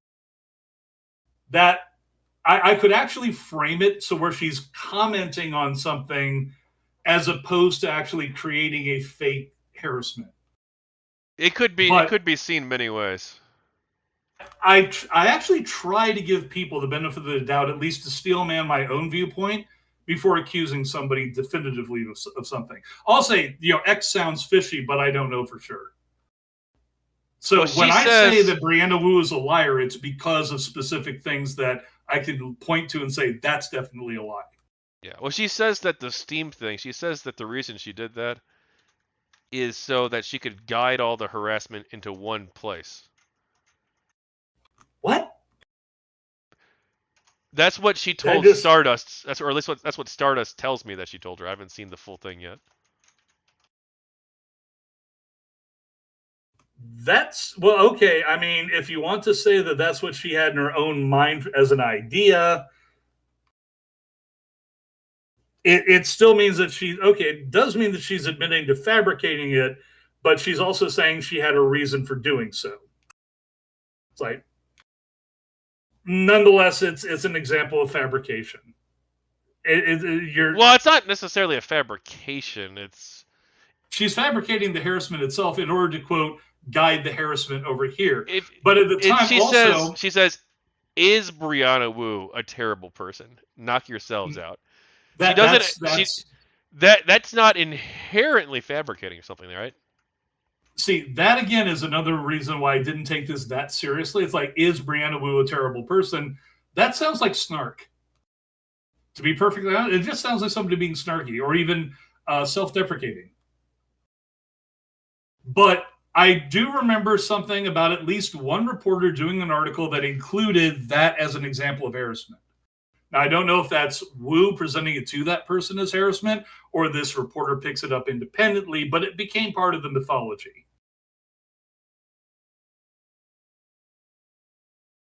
It's another example of why I think people need to try and be as straightforward as possible. I mean, I don't really get why somebody would think I'm going to guide the harassment over here. It's like, okay, what does that do? What does that actually do? Like you're able to order people to follow that lead. That's almost what it sounds like. Like, yeah, I'm just going to go ahead and I don't know. I'm almost willing to accept the idea that she thought it was decent bait, if you put it in those terms. Oh, it's good bait. I mean, insofar as like, it's so far as you want to have good bait. I mean, that's pretty solid bait. Okay, I again, I'd be guess willing I to don't know. accept I that. mean, it's bad. I Well, don't know. But it's like I said from the beginning, I kind of thought it was a bit of a nothing burger. Yeah, a lot of people pointed to this and said that's definite proof that she manufactures stuff. Is like, I don't need that. I've got much better examples. yeah.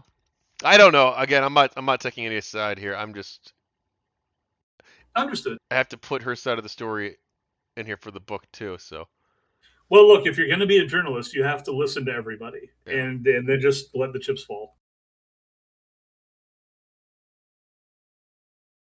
I think you're doing pretty good on that, personally. Are there any journalists whose work or coverage of GamerGate that you want to discuss in particular? Well, I mean, you'd almost have to go back to Lee Alexander, and a lot of the real problem is that there's not really any one single prominent voice you could point to and say this was the person who was this nonstop about it. Because there are a bunch of people who are like that, at least for the first year. And since then, you occasionally get it brought up by somebody or another. But to me, okay, to me, possibly peak GamerGate journalism was GamerGate caused Trump.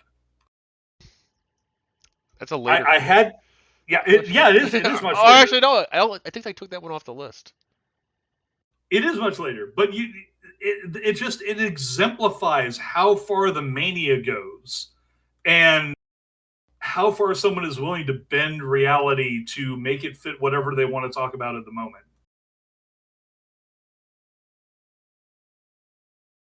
And I mean, it was supposed to be serious journalism from a major outlet. I mean, Did the media's coverage of Gamergate increase or decrease your trust in the media? definitely decreased. Okay, wait. There's at least one person I thought did a good job in covering stuff. It was primarily because he wound up getting screwed over at the same time. He wrote at least one particular article regarding how Wikipedia was handling what even the founder Jimmy Wales said that it was a battlefield article. And this guy, whose name escapes me at the moment, I think he was writing for Slate, wrote some extensive pieces about how narrative shifts were driving facts out of the actual wiki articles. Slate. Are you talking about David Auerbach? That's it, David Auerbach. He did the Ouroboros of Wikipedia eating itself over the GamerGate controversy, and one or two others. He was never like pro GamerGate, which is good. I'd rather have a news reporter who's interested in getting actually investigating and actually doing investigative reporting that they aren't for one side or the other. That's why I look at my own stuff and say I'm probably biased. I mean, I did investigate, but I came from that side, so look at my stuff, with that in mind. But David Auerbach did not, and he showed how Wikipedia's editorial policies were being abused to prevent facts from coming forward in order to drive a preferred editorial narrative. Yeah, I've actually talked with him privately about this project. He's declined to be interviewed, though. Understandable. I don't think he really wants to be that well connected with it. But if I wanted to get to some of the more solid reporting on the subject, David Auerbach. Only one or two articles, but they were good. If a journalist who got Gamergate wrong, in your view, is reading this now, what do you want them to reconsider? Putting aside presumptions and looking at what actually happened.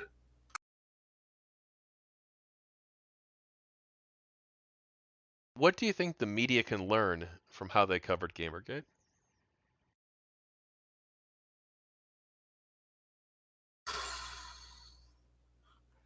Trust but verify. The verify part is important.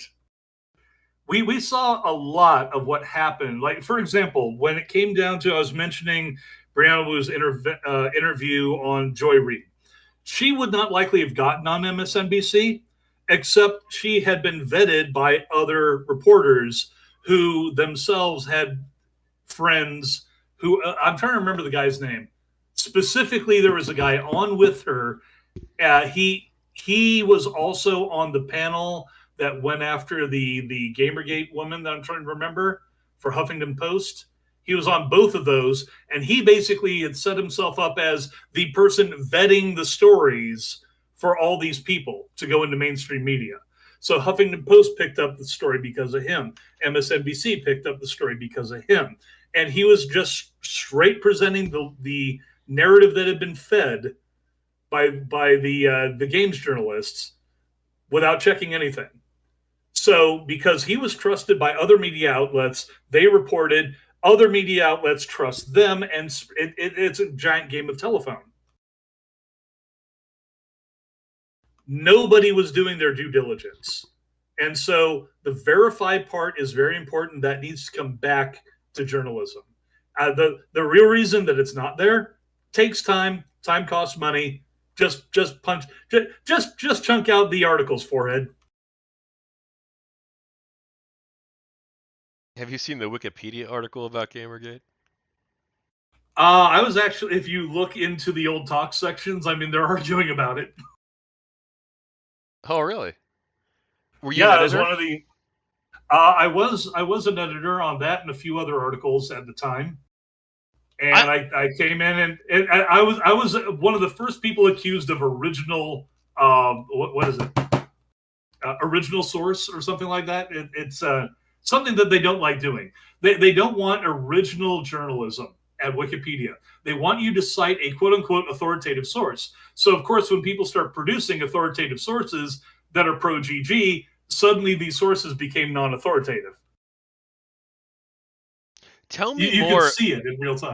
Tell me more about the battle over the Wikipedia article because I've not interviewed anybody who's actually been involved in this yet, Really? Oh, there or was. at least they haven't talked about it if they have. Well, let me see here. I'm trying to remember because this was probably around 2016, maybe. Uh, there was a lot of back and forth. I was not the only one. There's a guy who actually writes now for Breitbart. If you see virtually any Wikipedia, any article about what's going on at Wikipedia, if it shows up on Breitbart, that's the guy who went by the nickname of the Devil's Advocate, TDA. Wait, the devil's So advocate, as in MCT, the Gamergate guy? I don't know the MCT bit. That's what he goes by on Twitter. He ran the San Francisco meetups. Might be. I don't know. I've never been. I just Well, know him hang on. as TDA and the Devil's Advocate over on Wikipedia. Him and one or two other people. Okay, basically, me and him were trying to argue the pro GG side and trying to bring facts as we knew them. There were about three or four other people who were trying to be neutral. Those people also got attacked by the anti GG side, saying if you don't have anything that is in line with our sources, and all the sources were from like at the time were from like Gawker. It's like they're citing Gawker almost across. Let's see, Gawker was being cited. I want to say Polygon, but that's not correct. No, actually, Polygon was in there. Ars Technica, a few others like that, but almost no mainstream stuff. But they were still saying authoritative. That's like, okay, Breitbart says something. Nah, they're right wing reactionary. They're not authoritative. How about this article? Now that's Fox News. We don't want to hear from them. How about this MSNBC thing, which is Brianna Wu saying that Gamergate ran her out of her home? Okay, that's legit.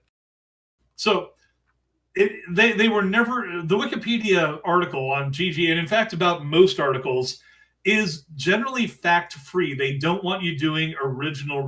That's it. Original research is the term.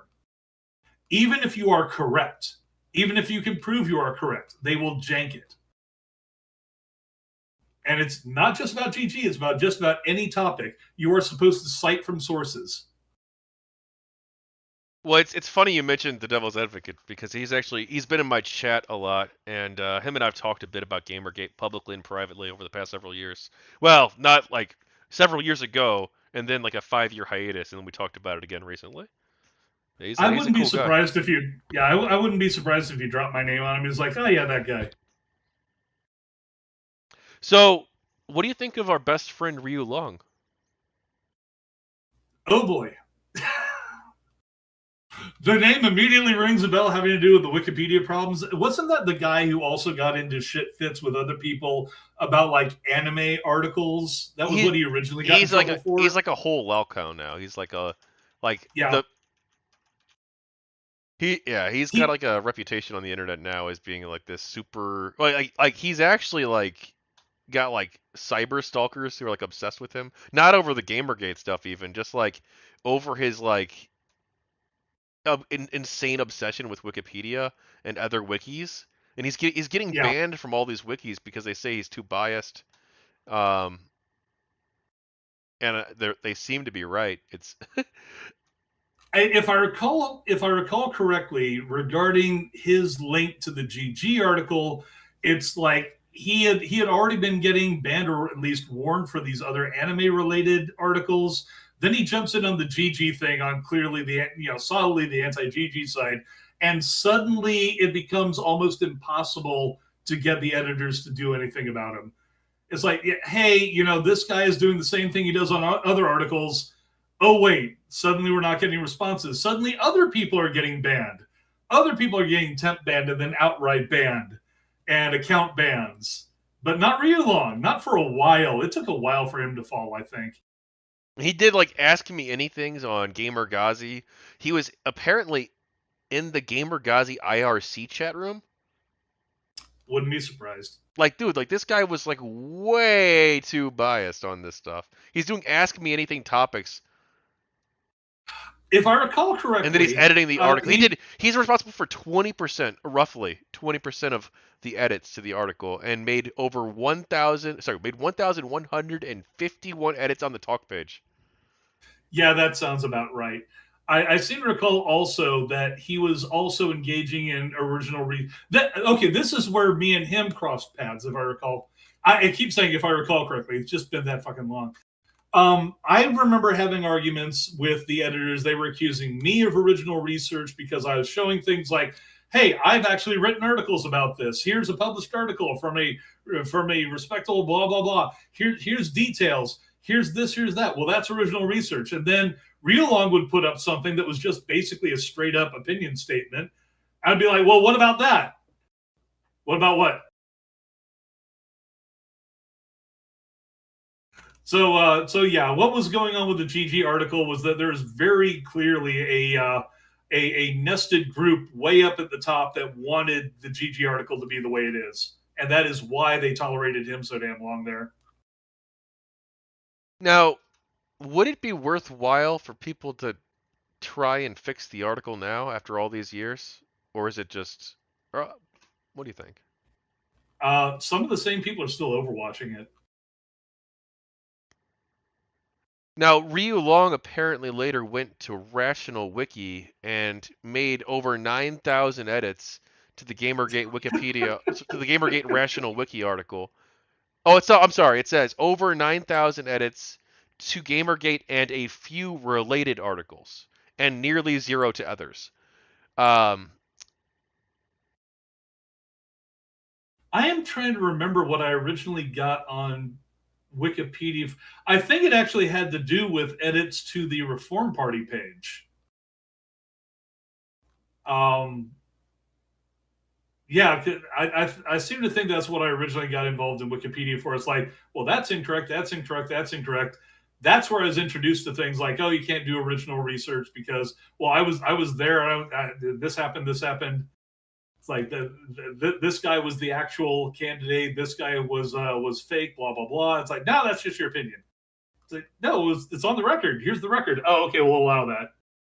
Is it really over 9,000 edits, or is that just because of the meme? It's but I'm going through it. I'm sorting by 500 pages. Okay, so it's supposed to be 500 edits per page, and I'm on page like 7, and it just keeps going, and it just keeps going, and it just keeps going, and it just keeps going. Next page. It just keeps going forever. What? This guy, he really did make, I don't know about 9,000 specifically. Could you give me an example of like one of the edits? Oh my god, dude, look, I don't know. This is the link from like hang on, I have not been on Rational Wiki in the longest This is some insane shit. I'll keep screen share it too. I probably should. Oh please. Oh my god. Oh. This is some good shit. Special contribute. Oh. This is starting Mr. user on Rational Wiki. Starting in December 2015. Anita Sarkeesian. Prejudice plus power ist verboten. I'm sorry. Okay, I think. Okay, let me see here. I suspect that somebody said that prejudice plus power is an interpretation or a personal opinion. And he said, and he basically made a Nazi reference. Ach du lieber Gott, ist verboten. So wait, we're on page 3 now, right? Okay, so page 3. I'm literally looking at the first thing that he put Page up. 4. How many pages of these 500 edits are there? Jesus. Well, I think I'm at 6, right? I think I'm at 6. Maybe 5. We'll say 6. 7 now. 8. 9. 10. It probably is over 9,000. It probably is, actually. Oh, okay. I'm still looking at the very first I give edit up. here. I give up. There's too many. The first edit is them arguing back and forth about why the Anita Sarkeesian page needs to be changed. I quote, I deleted the page and no, I don't regret doing so. I'm fucking tired of this fucking undead GamerGate bullshit. The article is dead. Shut up about a minor fucking commentator whose only crime was the mildest of critiques, you fucking overgrown infants. And the signature is Comrade GC in red with communist hammer and sickle on either side. Do you think this guy's obsessed with GamerGate? That comment was from July 2021. So this guy started in like 2015 with this one edit, and the chain of replies goes to 2021. Dude, maybe I should be interviewing Ryu Long. Maybe. Oh my god. Oh, by the way, I've not probably interviewing as many. Oh no! Maybe it wasn't 9,000, or maybe we're close to like 8,000 edits. Not fuck it. I'll say it's over 9,000. It seems like it was. I'm not going to individually count each of them. He's closing in. He's closing in. He's closing in, indeed. What does the scouter read? He's just under 9,000.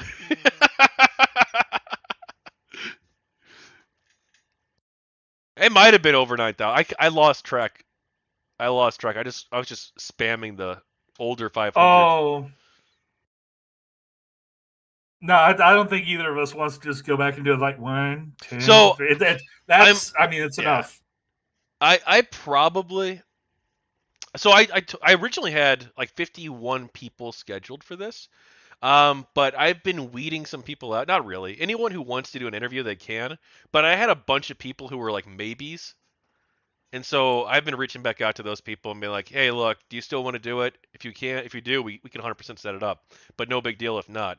And some of the maybes I've convinced, or not, I'm not convinced, but two of them have decided that they don't want to do it now, which is fine because I've actually realized I've got too many people for the project. Because I'm going to spend 10 years working on this otherwise. But I'll do, if anyone wants to do it, I'll do it. But I'm not adding new people currently, barring some super weird exception. Like if Anita Sarkeesian's like, hey, I want to participate, it's like, okay, maybe we can work something out. But for the most part, have to. I'm not really looking to add any new people to the project, and I just wanted to, yeah. It is amazing how many of these edits dated like December 2015 have the short bit of "this has to end real long." Well, look at this. Look at this. So this is 6 a.m. He starts editing. Then it goes same day, same day. Okay, he only edited for 6 hours. I guess that's not like too horrible, but okay. And then the 23rd, 4 a.m. Okay, he edits for 2 hours that day. So he's dedicating like a significant portion of his life to this for like no reason. Look at the 29th. Dude, the 28th of December, dude. This guy's spending his after Christmas, dude. So at midnight, just after midnight, 35 minutes after midnight on December 28th, this guy starts editing. And he keeps editing, and he keeps editing, and he keeps editing, and he keeps editing all the way until 10. No, I'm sorry. 10. Yeah, no. Till 8 p.m. the same day. So, but he did have a couple breaks in there too. But he did like dozens and dozens of like 2 dozen edits maybe, and a dozen edits. Also, this is in the book, so like fuck, we gotta like get way back on track, dude. Yeah, yeah. This guy. There's a reason this guy's kind of considered a clown on the internet. Um, he's way. People think I'm obsessed with GamerGate. No, this is what someone who's obsessed with GamerGate looks like.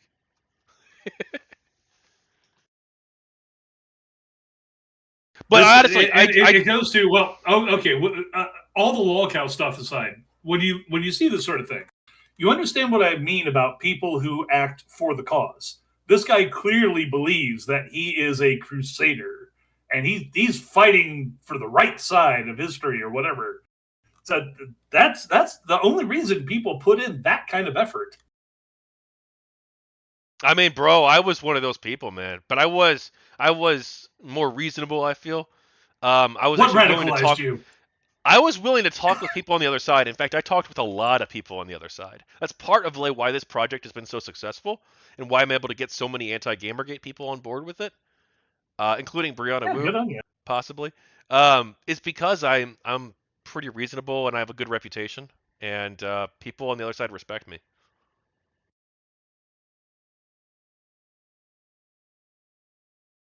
Well, some people on the other side too. Well, often that's about all that you can really do. So Yeah. good on you. But I do want to say, so I wanted to make this statement about me not possibly doing 50 people because um, I've told people publicly that I've got 51 people, and I do. I got 51 people who are interested in doing it, but I've also realized I feel like I've got enough people for the book, actually. Yeah, 50 is a little bit arbitrary, No, to I've be got, honest. yeah, I feel like I've done you're my 25th voice interview, and I've done a couple over text as well. Um, and I'm like, I feel like I've actually covered almost all there is to cover. Well, maybe not the Wikipedia stuff as much as I'd like, but uh, I feel like I've got the story down pretty well with this book, with the material I've got. But I did tell these people that they can do it, and if they want to do it, 100%, they're going to be included in the book too, just like anybody else. But if someone was like maybe, or they were on the fence about doing it, which I did count towards the 51 people, there were a couple people like that. Um, and they're worried about putting their names out there associated with this because they know it's controversial. If those people do want to did one out, and a couple of them did, then that's 100%. They did after I asked them if they want in still. I think that's totally That's cool because like I don't that's want, kind of the but I just don't want anyone to feel like, oh, he's kicking people out of the project, which that's totally not true. I never once kicked anybody out. When I floated the idea, I'm like, hey, look, we talked about this like 2 months ago. Do you still want to do this or not? And they're like, do you need me? And I'm like, well, I can do it without you or with you. It's up to you. I'm 100% fine either way. That's what I tell people. And they say, and it's up to them. But I just don't want anyone to feel like they're being pressured out of telling their story because, like, oh, Tachyon's got too many people. Like, no, not at all. Don't ever feel that way, anybody watching this. yeah. I would say that the important thing is that you actually have a good end product that you cover all the bases, and it sounds like you're doing that. So just making it as voluminous as possible is not necessarily the best thing. Also, I kind of don't get why some people would sit there and say it's a controversy this many years later. The only reason it would be is if they're worried about getting blackballed by somebody. Well, a I lot guess of there's some somebody people out are there though. who's still that petty. Dude, dude. There's don't get it twisted, bro. Some people really, if this project catches wind of the wrong circles, some of these people could go after me. Some of the social Just justice people, dude. Even some of like even like maybe like the far right would go after me too. I don't know, but like especially like some of the anti-Gamergate people do. Like, Do you think Ryu Long's moved on? Okay, like do you think that these people have moved on? Some of them have. I just have this horrible mental image of this Eastern dragon skulking about an alleyway outside your house. Like, bro, like some of these people, I don't know, man. Some of these people might be very much wanna I'm shut gonna get that this guy. down. But anyway, dude, let's wrap this up soon. Um, Sure. would you like to see the narrative on Gamergate change? I would just like to see all the facts come out and just again I mean, maybe there was a shitload of actual harassment and death threats that I'm completely unaware of, because obviously that stuff was not publicized aside from people claiming it was there. My problem is that I have to look at what people were saying and how trustworthy they turned out to be or not to be, and I wind up having to dismiss or accept things largely on basis of, can this be, if it's not verified or verifiable, then I have to just go on how much I trust this person otherwise. I would like to see everything out there so people can make an informed, viewpoint on it. It used to be that was what journalism was supposed to be. I don't think it ever necessarily was. Roy. Oh, sorry. You want to talk more about journalism? We can. Don't start me. I'll never stop. Has your conscious experience as a human been made worse to any degree because of the negative narrative about Gamergate?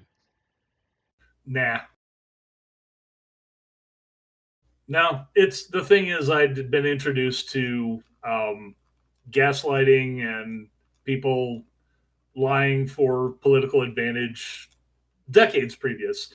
I was there at the 2000 Reform Party National Convention when Pat Buchanan basically hijacked the entire party. The party split and had two conventions. Lies were going off all over the place. And I watched what was then a fairly popular third party basically get dismembered by not just the political parties going after it, but also the media just going like, hey, not on our side, screw those people. So if I got my scars, it was back then, around the beginning of 2000, or right around in there. By the end of 2000, I was definitely well and truly scarred up on that score. So Gamergate is just more of the same that I've seen. And I suppose if it makes me feel any more negatively about humanity, it's not humanity as a whole, but people who should know better just don't. It's watching people lie themselves into a corner to where they're thrashing around and hurting people. I can't stand that. What's your favorite video game? Oh, my favorite. Let me go back to my Steam account. I'm going to look at whatever I have the most hours on. No. Oh, geez. My favorite video game at the moment, I would probably say Project Zomboid. I am really looking forward to Build 42 come out. It's probably not actually my favorite video game of all time, but it's a damn good one. And they are going to be putting so much in, including basements and skyscrapers. Flee from the zombie hordes right out a picture window 30 stories up. It's going to be great. Did you attend any Gamergate meetups? One way back when that was done here in Phoenix. Nothing else really close to me since then. And honestly, I didn't see a lot being achieved at the meetup aside from, hi, who are you? And, having a few beers together, which was nice. But I didn't really get into Gamergate to be, for a socializing thing. Well, this next question might be a little bit awkward for you, Roy. It's okay. But do you want to talk Yes, about... I am also a brony. Are you? Yes. In fact, I'm like original. Well, actually, I knew that already. I knew you were a brony, so. Yeah. Do you want to talk about the friendships you made during Gamergate? Most of those were on Twitter. And some of them were surprising, like people I probably never would have met or talked to otherwise, just finding common cause together. People like me? No, people like you. People like Christina Hoff Summers, I probably never would have met her, because if you'd said, well, here's a feminist activist, my first thought would have been somebody like, oh God, I'm trying to remember her name now. I've been terrible with names this entire episode. But one of the old bra burners from back in the day, the people that Miss Piggy was patterned after. I was like, no, she's actually a great person who is just about equality and has many of the same viewpoints that I do and just wants people to have a fair shake regardless of their gender. It's like, yeah, that's great. As opposed to, somebody saying that your gender should make you special or you should get extra treatment or different treatment on that basis. Is like, yeah, I never would have run into her. I never would have run into. I mean, I think I had a short back and forth with David Auerbach. That was very interesting. I've said before, I've met a number of Marxists in my life. Most of those were actually over GamerGate, and had what I would call productive discussions with them, where they actually had, as opposed to dogma, they brought viewpoints. It's like, okay, this is cool. I'm actually talking with somebody on the opposite side of the political spectrum, and we're not trying to kill each other. So I think GG did help me socially in a lot of ways, and also to help me think in terms of people who are politically opposed to me or not even adjacent to me as not necessarily being the enemy. That was a lesson that I'd learned way back when, but GG has helped reinforce that.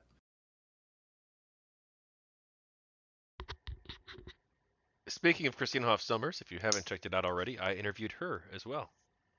Yeah, I did see that. I just haven't had a chance to actually watch it.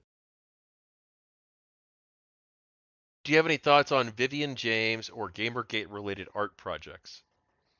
I love creative artwork, especially. I mean, it's kind of funny. As negative as I will be about politics, especially about people who are true believers, when it's set to artwork and somebody does good artwork, I can appreciate it for what it is, even if I disagree with the person. There are old communist propaganda posters that I think artistically are spectacular. A lot of the music from the era is wonderful, and I have it on my playlist. Um, when it comes to Gamergate, a lot of the points that were being made were also made in the form of political cartoons involving Vivian James. And I thought that was very smart, and a lot of it was really well done. The opposition didn't tend to be true, though. Um, I can't recall seeing many anti GG comics or anything that wasn't so on the nose as like you are preaching to the choir. And sometimes I dislike that when it's artwork that is from somebody who's supposedly on my side. Like you had that one comic strip that somebody did of somebody blaming Gamergate for everything, including the muffin that they left on the Oh, stairwell that they right. tripped Yeah, over. Yeah, that was a dumb artwork. it was It was so it cringe. it That's was art. That was cringe. Yeah, it reminded me a lot of 1960s style art, and even in that respect, I could actually appreciate it for the artistic tones and style that was used. Not really for the message though. And then you've got stuff like Vivian James as a character from Rampage clinging to the side of the Gawker building, smashing windows with emails. That was spot on. That was beautiful. What was your favorite moment during Gamergate? That would have to have been the failure of Gawker Media to meet its requirements for the court of Florida, when they finally managed to stick their own foot down their throat so far that they choked to death on it. And I will say that I'm proud of GG in that regard because of how the math works out. They had to come up with $100 million bond, and they were able, if they completely, they figured out if they completely um, liquidated all the possible assets, including everything JC Denton himself owned, they could maybe come up with like 95 million. And that brought back to mind that article by Max Reed where he's blaming Gamergate for 7 figures of lost revenue. And I have to think to myself, were we the ones biting the ankle as Hulk Hogan came off the third rope? Maybe, maybe. Maybe. That if true, that would be Gamergate's high point. Helping actually take down a scumbag outfit that produced some of the worst journalism, even to the point where the ethics panel president for Society of Professional Journalists is saying, I would never quote them. Yeah. I've been in talks with Lynn Walsh privately too about the Yeah. project. Oh, it would be awesome if she She's didn't. awesome. She go on to become president of She SPJ? did. She became the SPJ president. Yeah. Can't think of a better candidate. No, she's great. If What you could have, I remember watching Airplay, and she was, they were discussing things back and forth, and Koretsky was kind of taking a negative view towards GG, and she just comes right out and says, "No, if what you're saying is true, then I would definitely say that you folks are in the right." And Koretsky actually, to me, if I remember correctly, he blinked, is like, "Wait, what?" I don't think he expected that. That's why I have my viewpoint about him. I think he was expecting this. This will be the event that exposes GamerGate for what it really is. and And Lynn this Walsh. Lynn Walsh was actually at the Safe Point panel as well at South by Southwest. really, Yeah.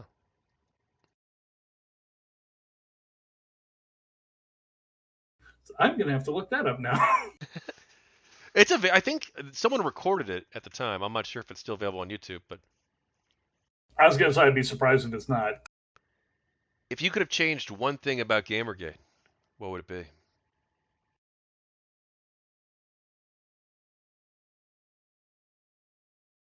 Honestly, I can't think of anything practical that could have been done differently.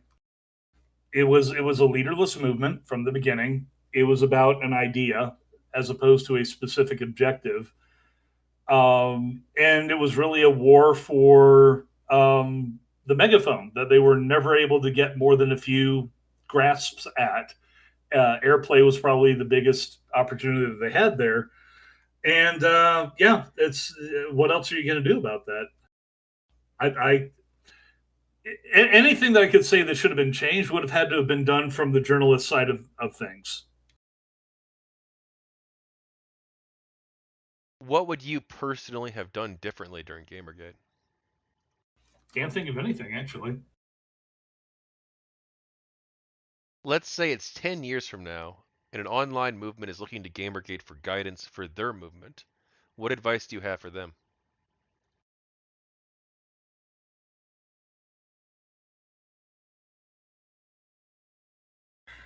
Never stop because it is the only thing that matters. If you allow yourself to be beaten down into silence, that is exactly what the opposition wants. You have to keep speaking and you have to keep being heard. If there comes a point where you cannot be, it's over and you've lost.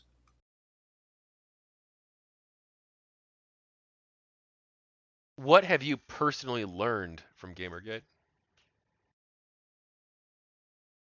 I so want to make a smart ass statement right now, but I'm not going to. What have I mostly learned? Well,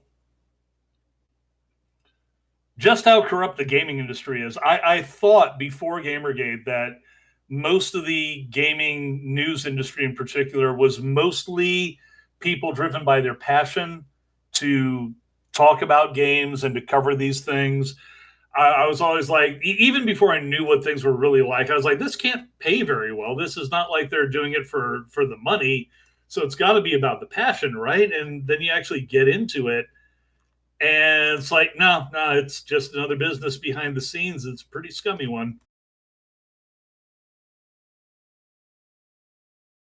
Do you see parallels between Gamergate and the way society currently discusses issues? Very much so. I think I've been saying that throughout most of this discussion. As a matter of fact, the I was thinking, I was actually thinking about this a few days ago, going over it in my head regarding the role of social media. Social media has, in fact, democratized the political landscape and the social landscape. The only flip side to that is a raw democracy, and there are gatekeepers who will keep people out of the polling booths. And that is the problem that we're running into. Those people call themselves news outlets. And we see time and time again that a given news outlet wants to be in control of the narrative. They are apparently addicted to the power to shape society and to tell people here's how you should think and here's what you should think about. That is a heady sort of power in an information driven society. So when you have the gatekeepers in that community, keep the general public out of the conversation, especially when the public is saying, we do not trust your viewpoint. We don't think you have the facts straight. We think you are incorrect. Well, we saw that over COVID. We saw that over the 2020 election. We've seen riots. We've seen people actually murdered in the streets over it in the United States. People who have built up mythologies in their head based on bad information, which is primarily caused by people not wanting there to be a discussion and saying, well, we've already given you the facts. You can't have any quote unquote alternate facts. And then even later on, when they admit to being in error, they try and backpedal and say, but we're still right. We're still the authority. Fuck the authority. Be a journalist of your own.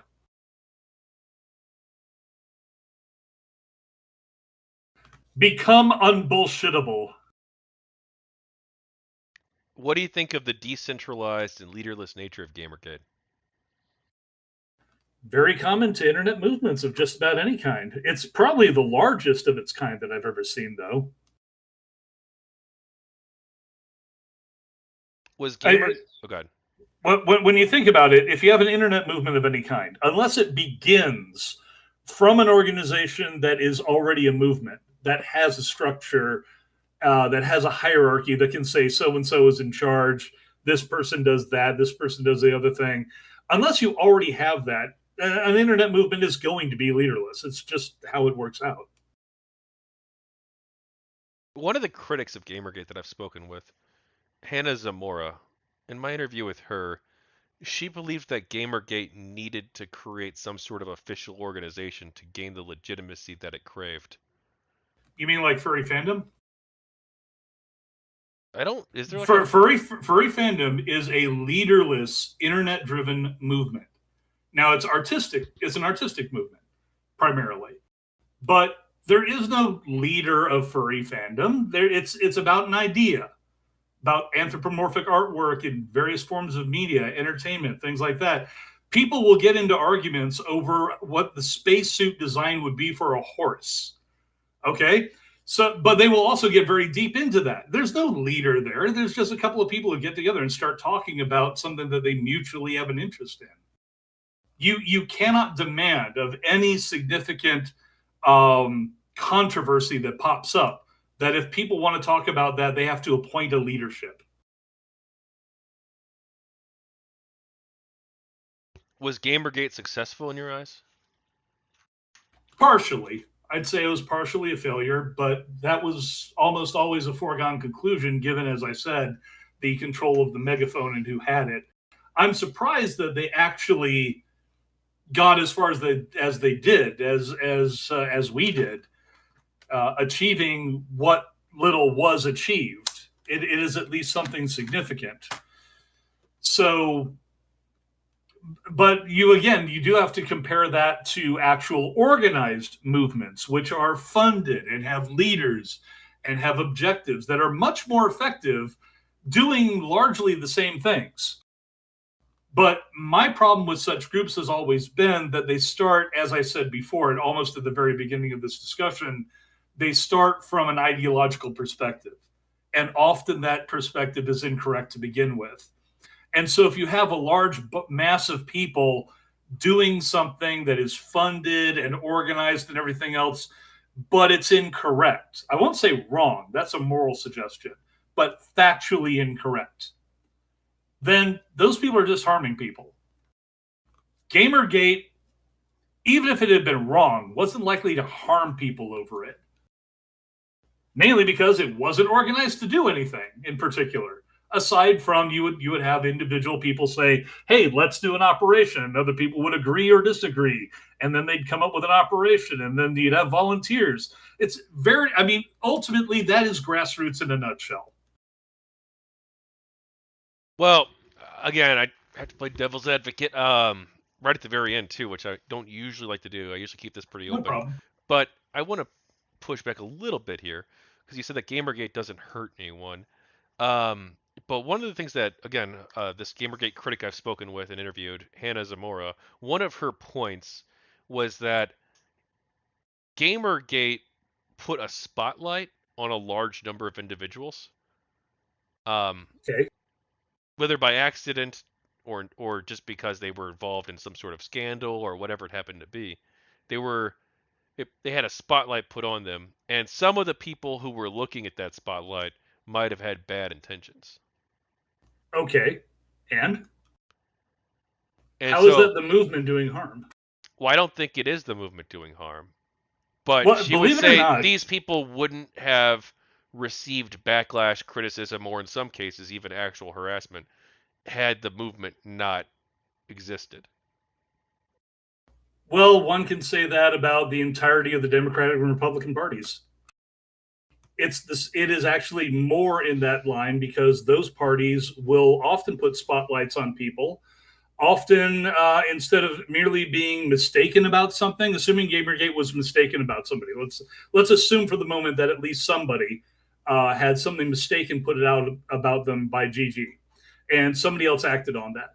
That is rather different than, say, a major Republican Party politician sitting in Congress flatly lying about a given person and rallying people to go to their home and start throwing eggs.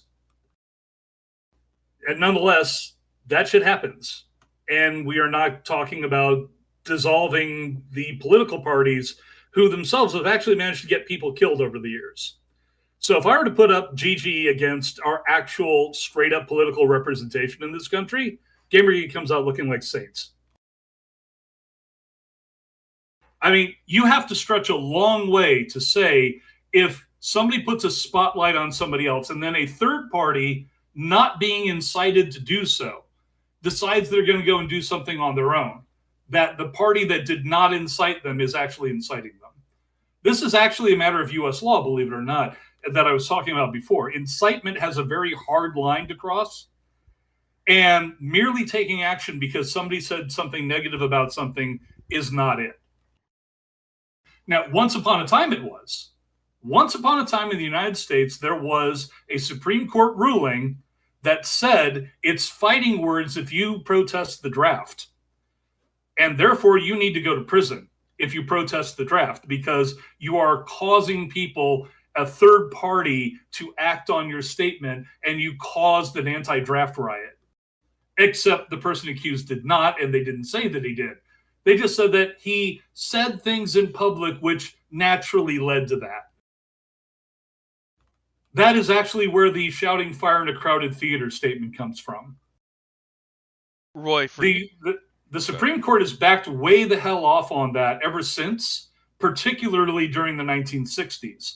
And so, if we're going to discuss classical liberal concepts of freedom of speech, the right to protest, the right to criticize, what Gigi did is well within that. And what Hannah is talking about is more in line with the ancient conservatives of the 1910s.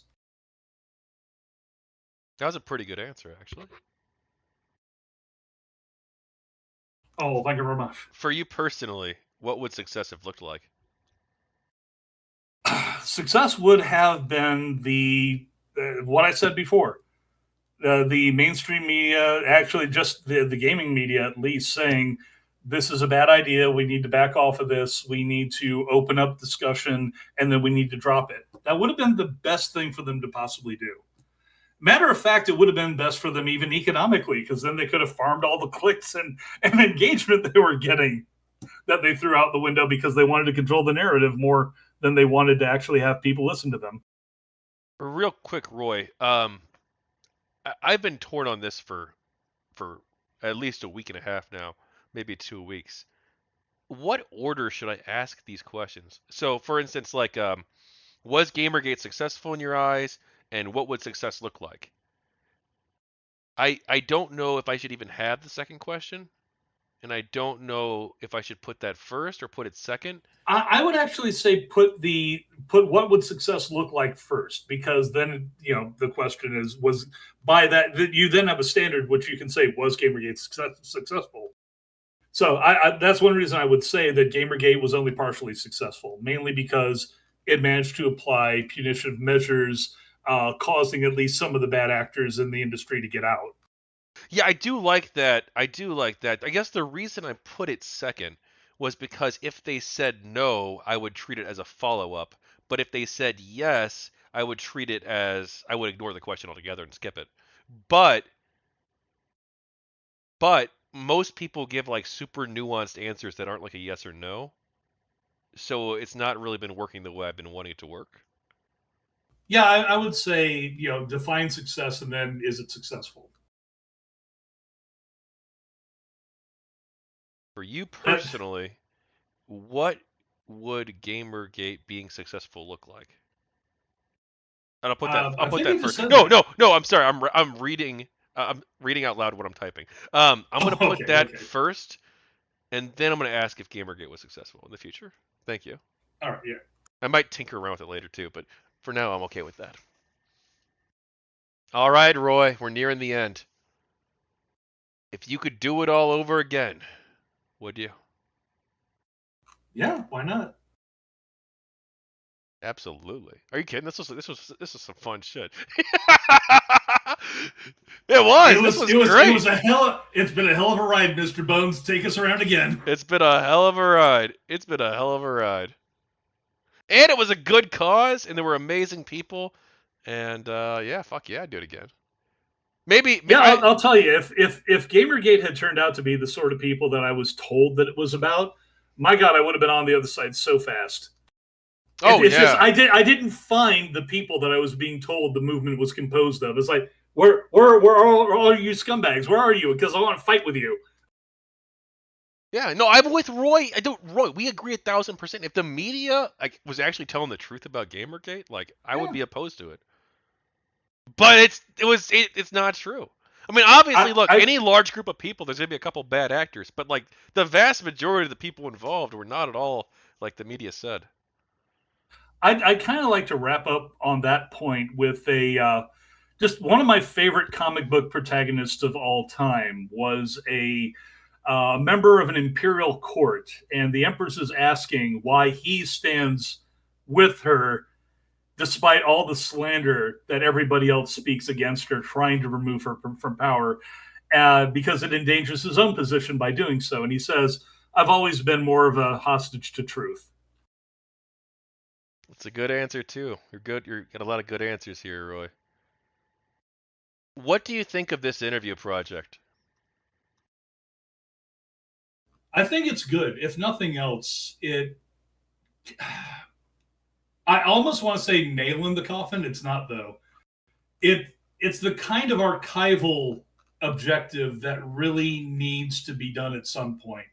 It's kind of like how, I mean, even if I don't know if you go back this far, but there used to be a time when you would go over to somebody's house and there's a coffee table and there's like the life and times of Elvis Presley, and it's this huge, thick book full of pictures and details and entertaining as all get out, and nobody reads it because it's on the coffee table because everybody already knows. But it's good to have it there, and occasionally you grab it. Maybe when you're alone after dinner, you just start flipping through it. It's like, yeah, yeah, okay. It's Yeah, there needs to be that kind of a reference. this is gonna be the thickest coffee table book you'll ever see in your entire life, dude. Yes, This is gonna be it's like going to be the 30,000 table. pages, dude. It's gonna be the table, man. It's exactly. So you get your GamerGate coffee table, just flip back the glass lid and then start paging through it. Have I been pretty fair? I'd say so. So I don't I find it difficult to find anybody who is truly fair about any kind of hot button topic. But you have been good about even calling yourself out, and that is rare in journalism. Nice. And I also, I'm sure you've noticed, I very much do seek feedback, especially from people who really disagree with me on this stuff all the time. But also, one thing I'm worried about lately is I'm getting a bit too much of a ego because I'm saying stuff like, "Man, I feel like I know all there is to know about Gamergate now," which like I feel is kind of true, but also I'm closing myself off to the possibility of more knowledge, and it sounds very egotistical. That is very common amongst historians. There's one particular channel that I follow, for example, TIK, and he has been doing a series about the Battle of Stalingrad. It's over 60 hours long, and he doesn't waste any time either. He covers things in detail, and then he gets into the wherewithal about it. Whereas literally nobody has ever done a history on Stalingrad that is this in depth. He pulls from all these different sources. I mean, how many people do you think are actually going to ever watch 60 hours of Stalingrad history? I mean, it sounds kind But of interesting, actually. yeah, Maybe not but it's 60 hours also though. it's like he shows all these other authors, and then he's like discussing the authors, and so many of the authors themselves do exactly what you're talking about. They think they already know about a thing, so they dismiss other thing. Somebody says, I have more information here. I don't want to hear it. I already know what I need to know. So this is very common actually in historical circles, even for stuff that's well established and there's tons of records for. Yeah, and I said that to Brad Glasgow when he brought up something. I'm like, man, I feel like I would have heard about this because he brought up some like pretty obscure thing, and I'm like, I feel like that would be like a, I feel like I would have heard about that if that were true. And I said that I feel like I know all there is to know about GG. I would have heard about this, but maybe it is true. I don't know. That's what I said, and that's such a that's such a stupid thing to say. Stupid way to think. The it truth it is, really it really comes down to you have to recognize your own ego, you have to recognize your own biases and realize that you have them, but also then address them. And I think you do a pretty good job of that. yeah. Well, and honestly, this GamerGate thing, it's so fucking big, it's so fucking massive. Everybody has their own story with it, and their own experiences and history with it. That um that really there's probably you're never gonna know the whole story. You can't. You can't know the whole story of GamerGate because the whole story of GamerGate includes people who aren't even alive anymore. Well, how would you ever know the complete story of any given movement in terms of everybody who was ever involved in it? You can't. Yeah, you're right. Paulo asks, what was the obscure thing? It was involving someone taking a picture of Randy Harper's work, allegedly. Is that true? I don't know. That does not ring a bell, although Randy Harper's name rings a bell. Wasn't she one of the people who was running like the anti GG blocknet? Yeah, she's the one responsible for the block bot. Yeah, yeah. Right, and some people reading this might hold a negative view of GamerGate. Do you have anything you want to say to these people? Well, I don't know what there is negative to say about ethics in games journalism. The real problem is, do you already have a viewpoint which is something other than that? In which case, I mean, unless somebody were to come out and say, I have a specific reason why I'm opposed to Gamergate, then I could address that. Somebody just says, I'm anti GG. Okay. Last question. Anything else you want to talk about, Roy? Let's talk about fishing in the Klondike. No, I'm just completely tossed that out there. You know, No, I'm not so promotional. I already told you that. I do not push my own stuff. So I'm usually just going to make a smart aleck remark when I'm given a question like that. all right, I'm gonna go ahead and raid someone. Thank you so much, Roy, for coming on. And And we can Raid talk. Shadow Legend. I'm sorry. Oh no, what have you done? Um, well, we'll go ahead and raid food shops. Actually, she's the only person I know who's online live right now. Um, she actually might be interviewing me for this about this book project on her show, but she's not sure. She's not sure. Paulo, Troll with a Purpose, Ryan Howe, Milspec Monkey, Roy Calbeck. She's not sure that it's good content. Well, So it's she's on the definitely fence. dramatic content. She's on the fence if she should interview me on her channel about my book as part of my media tour to promote my book. Does she enjoy drama? Does she like social justice? Does she like a fight for a better America and a better future? Then you should be involved in Gamergate. Yeah. So when you raid her, tell her Tachyon sent you, and you should interview Tachyon, or don't because it's her choice. She can do whatever the fuck she wants. But there's clearly interest in this, and more interest than I think she gives it credit. Anyway, have a good Well, night, yeah, this. everyone. All right, you Oh, take care. we could talk. We could talk for a second, Roy, if you want. I was just gonna say you're pretty much gonna get that response, one or two responses from people about GG. Either it's ongoing and never died, or it died in 2015. Shut up. All right.